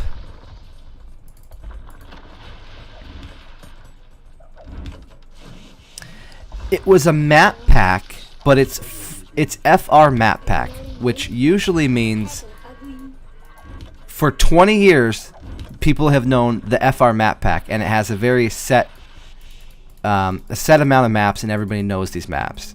But he did WK FR, which the way I thought about it was he wanted to play Wololo Kingdoms, but FR map set. But apparently there's interesting like new maps in the FR set that personally I wouldn't have thought that that's what that meant. Maybe Lan knew, maybe other people knew. It seems like Lan didn't know. But when you do a map set like that, and then there's really specific, unique maps, like this is not a map like any other water map, like a mixed water map. This is a very unique map where you have to play it a certain way.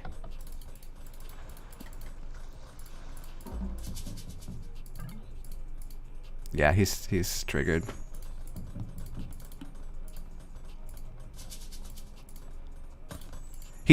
Lan is rage not quitting right now, is what's happening.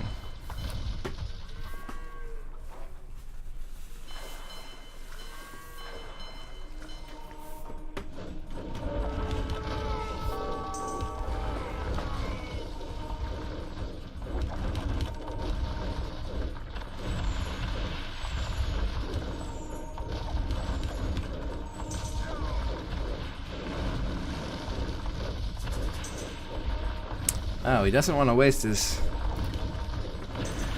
Oh! Beautiful. Converted the demo and then it exploded. That was sick. That was sick. One redeeming factor to this game. So these monks actually have 2 extra range than the Galleon. It's sick. Monk, dude, this is another thing that needs a nerf. Speaking of things that need a nerf. 12 range? Is that necessary?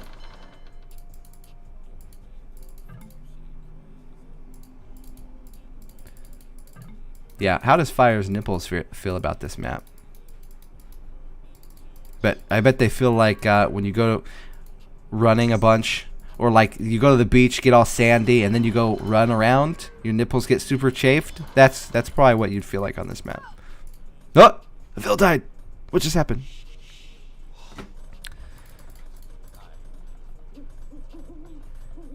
So I can't believe Lan is still playing. I mean, he's coming back. Oh my god, that emote is amazing! Oh my god, those fire emotes. I'm jealous. That's great. He's gonna make another hole. Huh. So now he's gonna make a hole to where the galleons can get like here, and he'll break it so the galleons are up here closer.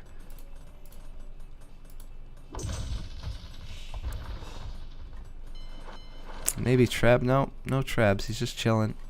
Not really doing too much eco. I'm surprised that the LB10 is not going heavy into eco. That's the biggest bonus of what he did to Lan, because Lan is in this small spot, right? Because Lan was only on half an island. But he didn't go heavy eco, and actually Lan is only about 10 vils behind, even though he's been having to do his eco out of this like bullshit tiny little square. Oh, you got a sub gift. Those are always nice. It's nice when people spread that around.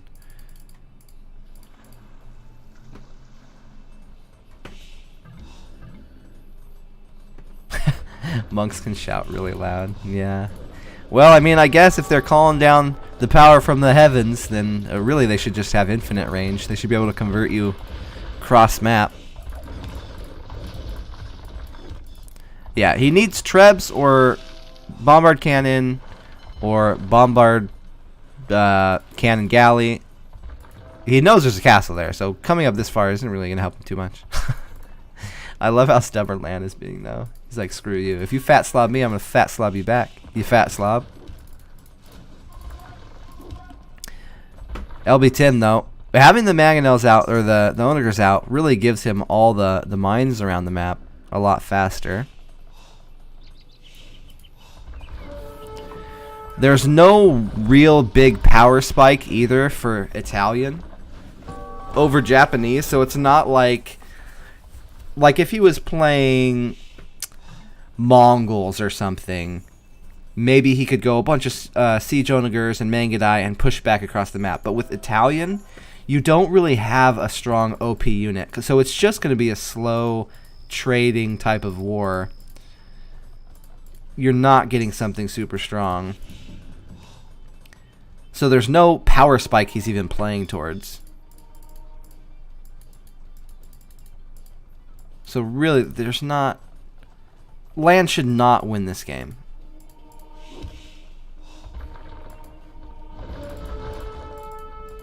Ooh, snipe the mag. Dude, the monk play is pretty sick.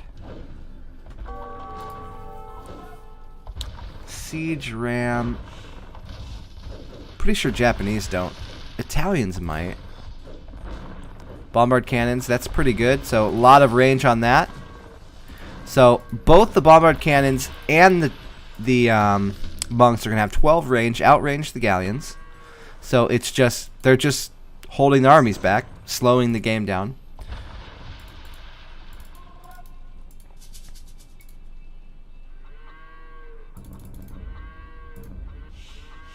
So yeah, no siege ram for Italian. I'm pretty sure Japanese as well.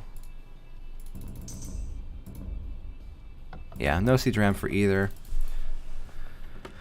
No one gets siege onager, so it'll just be Mangonel against Mangonel. Or in this case, it's onager for LB10 and bombard cannon for land. There is a lot of gold mines around the map, so they're not going to be starved for gold. I wonder if land will go for onager just to cut the gold mines out. You might see something like that happen. LB10 definitely trying to go for map control now, opening up so that he can have galleons all over, controlling the gold mines, which is really smart.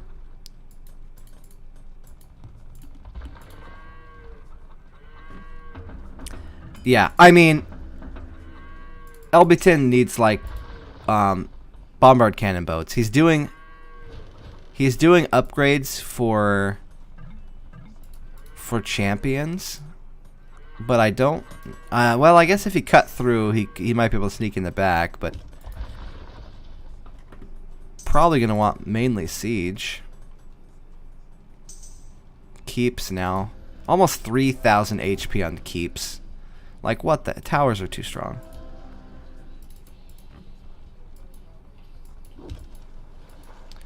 No. No, if they wanted to, they could probably play this game for like 2 more hours or more. We've just got stuck. We got stuck in this game. I was going to make breakfast after this game, but this game is going to take forever. Let me see. Maybe I'll just be a bad husband. I don't know. I was thinking I would do breakfast for my wife before she has to go to work. But at this point, I want to see land come back and win by just being a stubborn. Yosama Towers, yeah. Yosama Towers.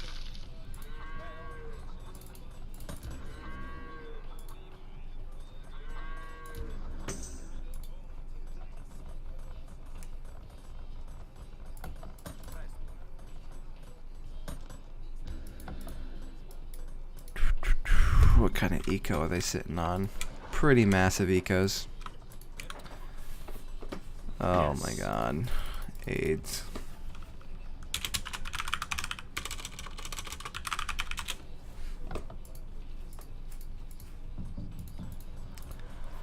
Yeah, a lot of people haven't seen it, and it's in the FR pack.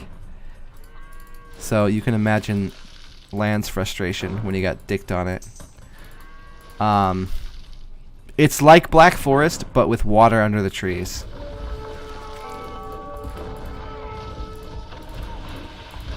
Which is interesting.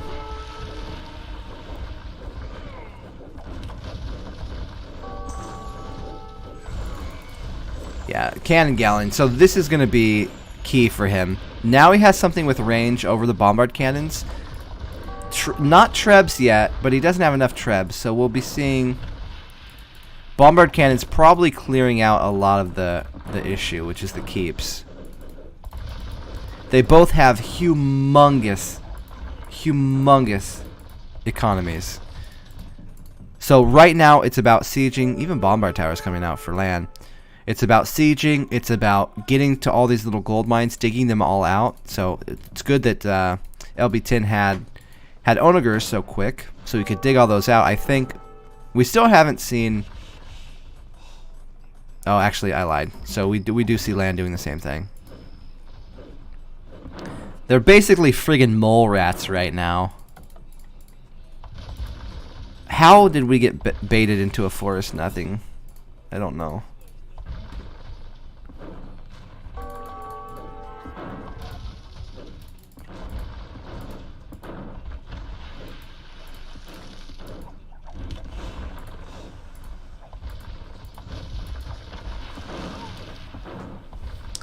Oh, wow. So, land's definitely out microing LB10 here. LB10 just going for the buildings, not realizing that he's getting his stuff sniped out by units that have 3 less range. So that's definitely not supposed to happen there. Oh, it's got the castle, or the tower. 11 range on the tower, so you can't get too close to it.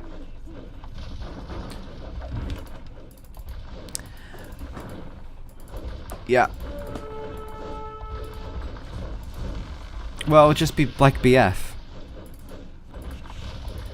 It's a BF with the option to go to turn it into a water map. So, I mean, it's interesting. My only problem is that it's so unique, it shouldn't be in a map pack that people don't, like, know. Map packs should be maps that are all similar enough so that you don't need to know, like, a specific build order only to use on the one map, because then it just becomes who has played it before, which I don't really like. I prefer it to be like a skill matchup instead of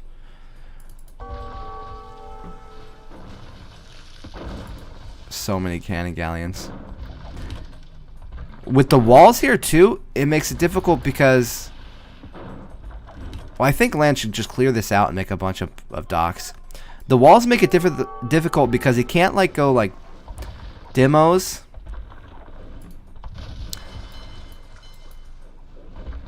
Although it would be cool. I think we're going to see, like, a lot of galleys fighting. I don't... They're both upgrading into barracks line upgrades on their blacksmith. They might just be doing that because they have so much eco. LB10 though, he's got like deathmatch level eco, but they're not fighting. LB10 should just be trading armies down. He's got the eco. He should just be flooding in and trading armies as much as he can until land's out of gold. Right now, he's trying to be super cost efficient rather, and what it's good. It's getting him a big lead. Land says, "Do you want to save?" See, Land's stubborn enough to stay in the game for longer. LB10 will never save. He literally did this on purpose. he's fat slobbing you, dude. He's not gonna resign, and he's not even talking back to him. He's like, nope, I don't speak it English anymore. Yeah, I would bet you my left pinky finger that Land does not play him again. Not for a while.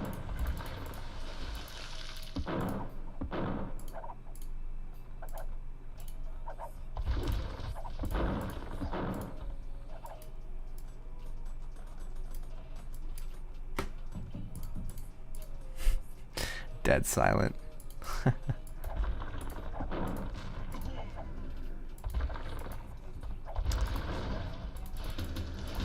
like to see him just kill that palisade. It's in the way. Even the Ville there. Nice. Oi, oi, oi, oi. I wonder how the selling's been going. Well, that's a lot of monk upgrades for LB10. Looks like he's going to do the monk thing as well. I'd like to see heavy selling. So, I feel like I'm sure they both did it already, but when you're floating this much food and wood, you don't even have to wait for this long. But if you get to imp, you want to sell before your opponent. So especially if they're floating this much, they should just sell everything until the market prices go tank down. It'll give you the gold and also keep your opponent from selling when they start running out of gold, which would be Land, because he's a little later to the gold mines. He didn't get to Onagers quite as fast as LB10 did. Yep, I think that's exactly what he's going for, actually. He's going to these sides, trying to put towers around, keeping galleons around, and Onagers. Not even going for his like back resources. He's attacking the very forward resources, so he's doing it really well. He's attacking the closest mines to his opponent, so at least if he can hold the line here, the game can end. If he went for his back resources, it would give the opportunity for land to come up, take these mines, and make the game last way, way longer. Land's getting frustrated, though. Keeps asking for a save. Was confused about the map at the start.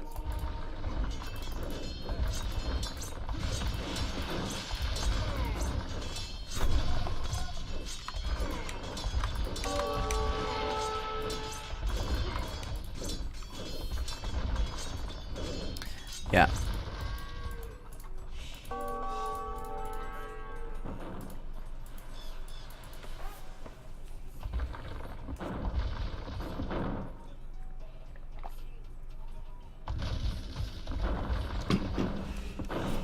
They're just playing random games.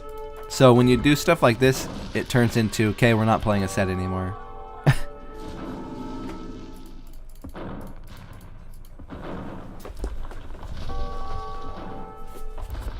Well, this is the problem with it, and this is why people get tilted. If you play a pack that everyone feels like they know the maps, and then there's weird maps in it, it's going to tilt people because it's very map dependent strats. It's not maps where they're used to and they know the meta. And then you don't talk. That's how people don't want to play you anymore. And that's why people FR doesn't take off. Like, people play only Arabia. I'd be fine with packs of different maps, but this kind of shit happens all the time when you do that. There's weird maps that just trigger you because you don't want to play that kind of shit. I think it would be really cool, again, I know I said this earlier, if people would make maps of like 4 maps. And that way you could have like a variety, but nobody's surprised by some map they've never played and get triggered and don't want to do it anymore. Because then you could have variety and everybody's happy and, you know, it's adapting. Lands still. LB10's not going to respond.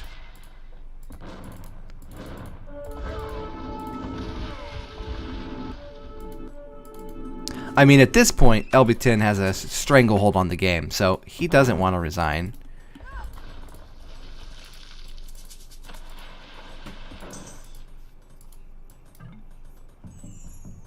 I'm winning.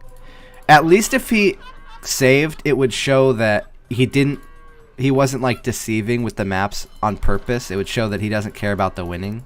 He wanted variety, but when you do stuff like this, then it's more like, okay, maybe he did do a map pack that is a bit deceiving in the title of it because he wants to try and get wins off maps just from knowing the meta for it. Land finding these extra mines, so that's good. I'm really surprised to see how well Land actually did, though. He's been coming back pretty nice. Yeah, I mean, at this point, LB10's not going to resign. There's no reason to even ask. That's why I would have just resigned right away, because you can see how this map is going to play out and how important sending your first 2 villagers to wall is. I mean, he sent his first 2 villagers and walled here. It's like BF. It's like BF, but even more cancerous.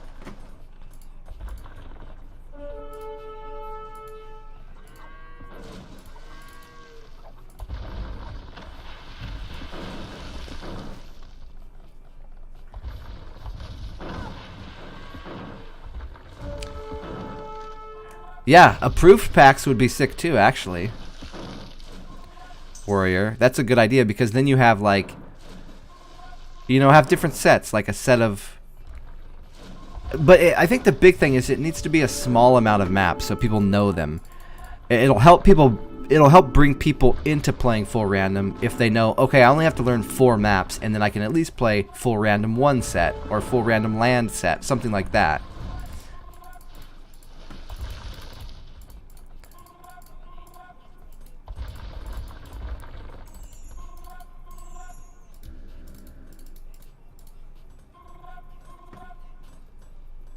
Yeah, it's on normal. So, yeah, he had no idea.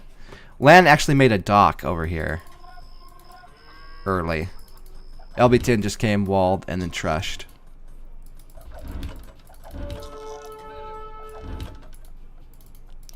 It looks like the game may end soon, so we might not have to have like a 10-hour game.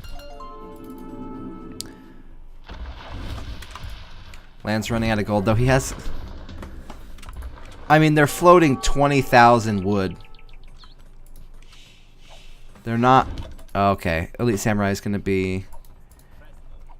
I don't think there's anything Land can do. He doesn't have ranges, so he doesn't have the ability to go into hand cannoneer too fast. Although this is a lot of firepower here. He can go Genoese crossbow.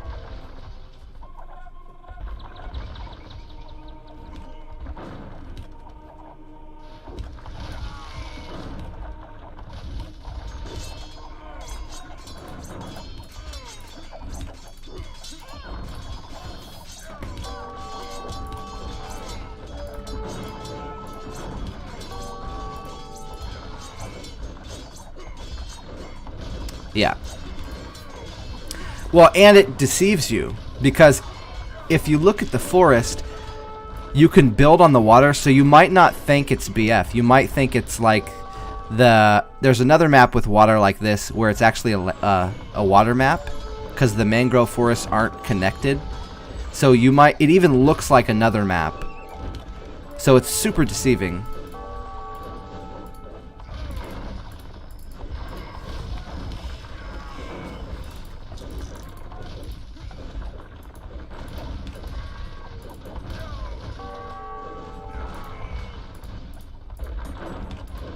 Exactly. Yeah, Bog. I think Bog Islands is what I'm thinking of. So he will defend for a while.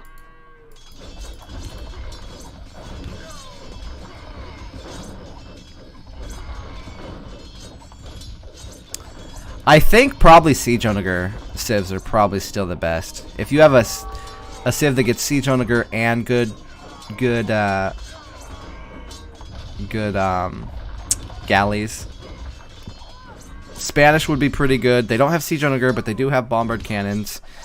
Something like Saracen would be really strong. Mongol.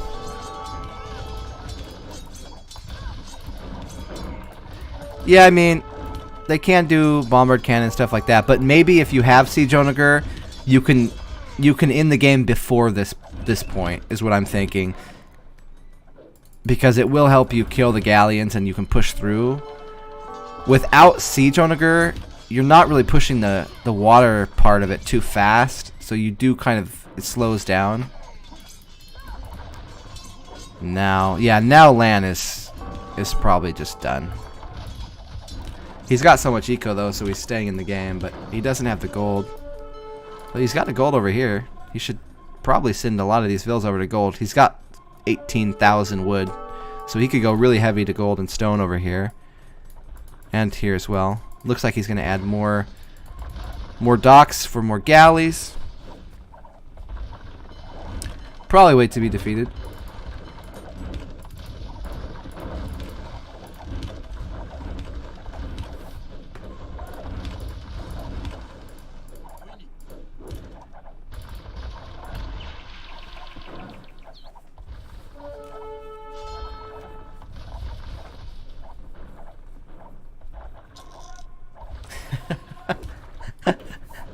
I'm glad I'm not the only one feeling assault, honestly.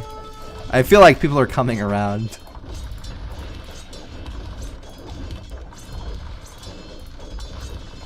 I'm actually really surprised how well Lan did. Because land was like dead. Like no win condition dead. And he actually like evened the game out.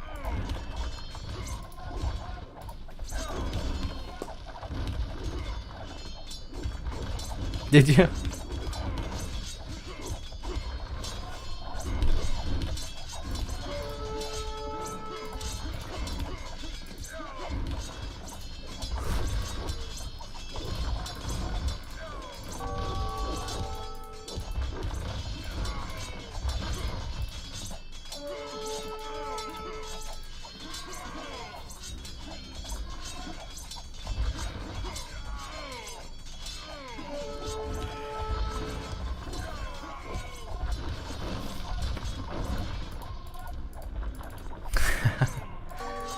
Yeah. Well, land does have a lot of gold. He can still make tons of galleons. The problem is he needs the line of this wood to make docks, I believe. I don't think you can make docks just out here in the water. I think he needs to be on the land. So if he loses the land, he actually can't make any more docks, so he can't use that gold for galleons. How sick would it be if you could just make docks out in the water, though?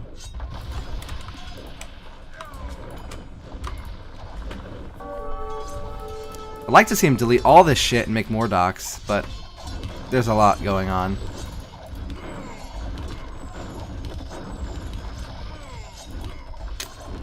No forward production yet, but it's pretty close. It's not like it's that far away.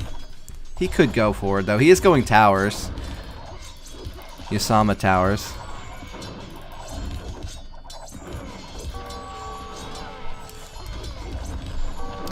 Once this game ends, I'm going to check if I need to make breakfast for the wife. And if it's gone too long, then I'll keep casting games. But otherwise, I'm probably going to take a break after this one. But I'll have to AFK for a minute. Ooh, nice shots there. The bada booms running to the TC.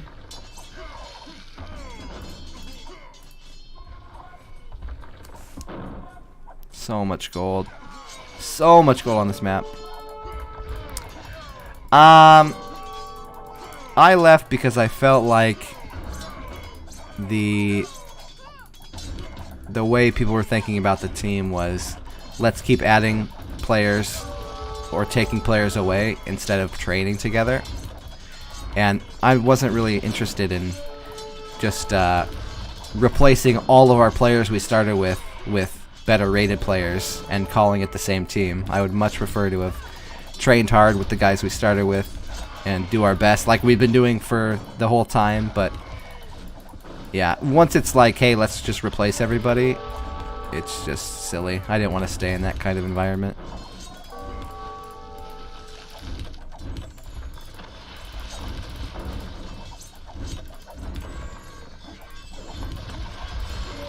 I mean, most of the stuff that's left in the tournament is going to be 3v3. So when two of them are set for two Brazil players, that leaves one spot for everybody else who's played for this whole tournament to fight over. So what's the point? May as well just have given Brazil a second team. Not that I have anything against them. I don't hold any animosity against those two. They're great players, and obviously the team's stronger with them, but I wasn't thinking of the team being the name. I was thinking of the team being the players.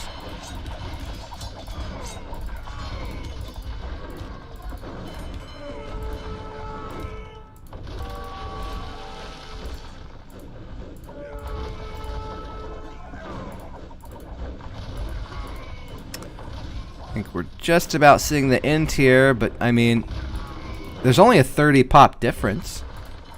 Hey, Pink. Only a 30 pop difference. He is keeping more TCs actually around the sides. Ooh, hopefully not. Let me know if people are having problems with slideshow. Uh-oh. Oh, my internet's going down. Ah. That's not good. Lan left the game. Tilted.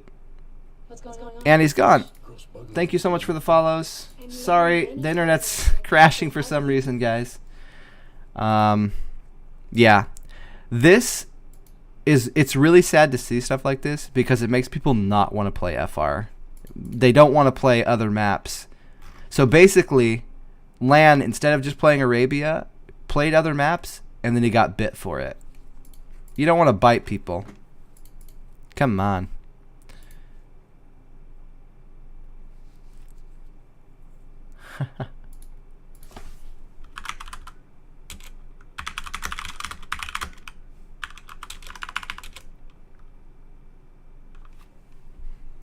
All right.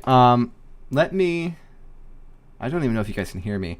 I'm gonna run into the other room and see if she does want breakfast before going to bed, and if she does, I'm just gonna make that. But I'll come back and let you guys know. If not, I'll restart my internet. My new friend. So I will fix it if we keep going. Like I'm a pet and ugly.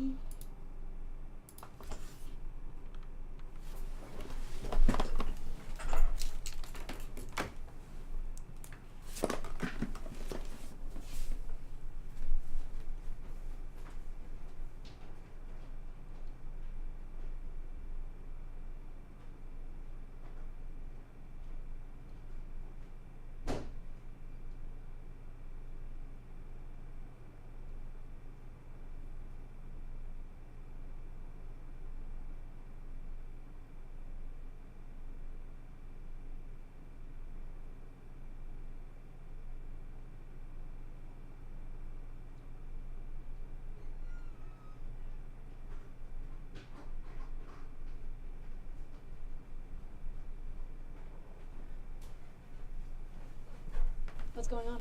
This gross bug lady is my new friend. I'm learning many things like Okay, I'm a pet and I'm back. ugly. So we're good. She's gonna take a shower and then get ready. Damn, so unfortunate to have internet problems when I got so many viewers. Thank you guys for hanging out. I'm gonna try to restart the stream first. If that doesn't work, I'll restart the internet. So let's try that first.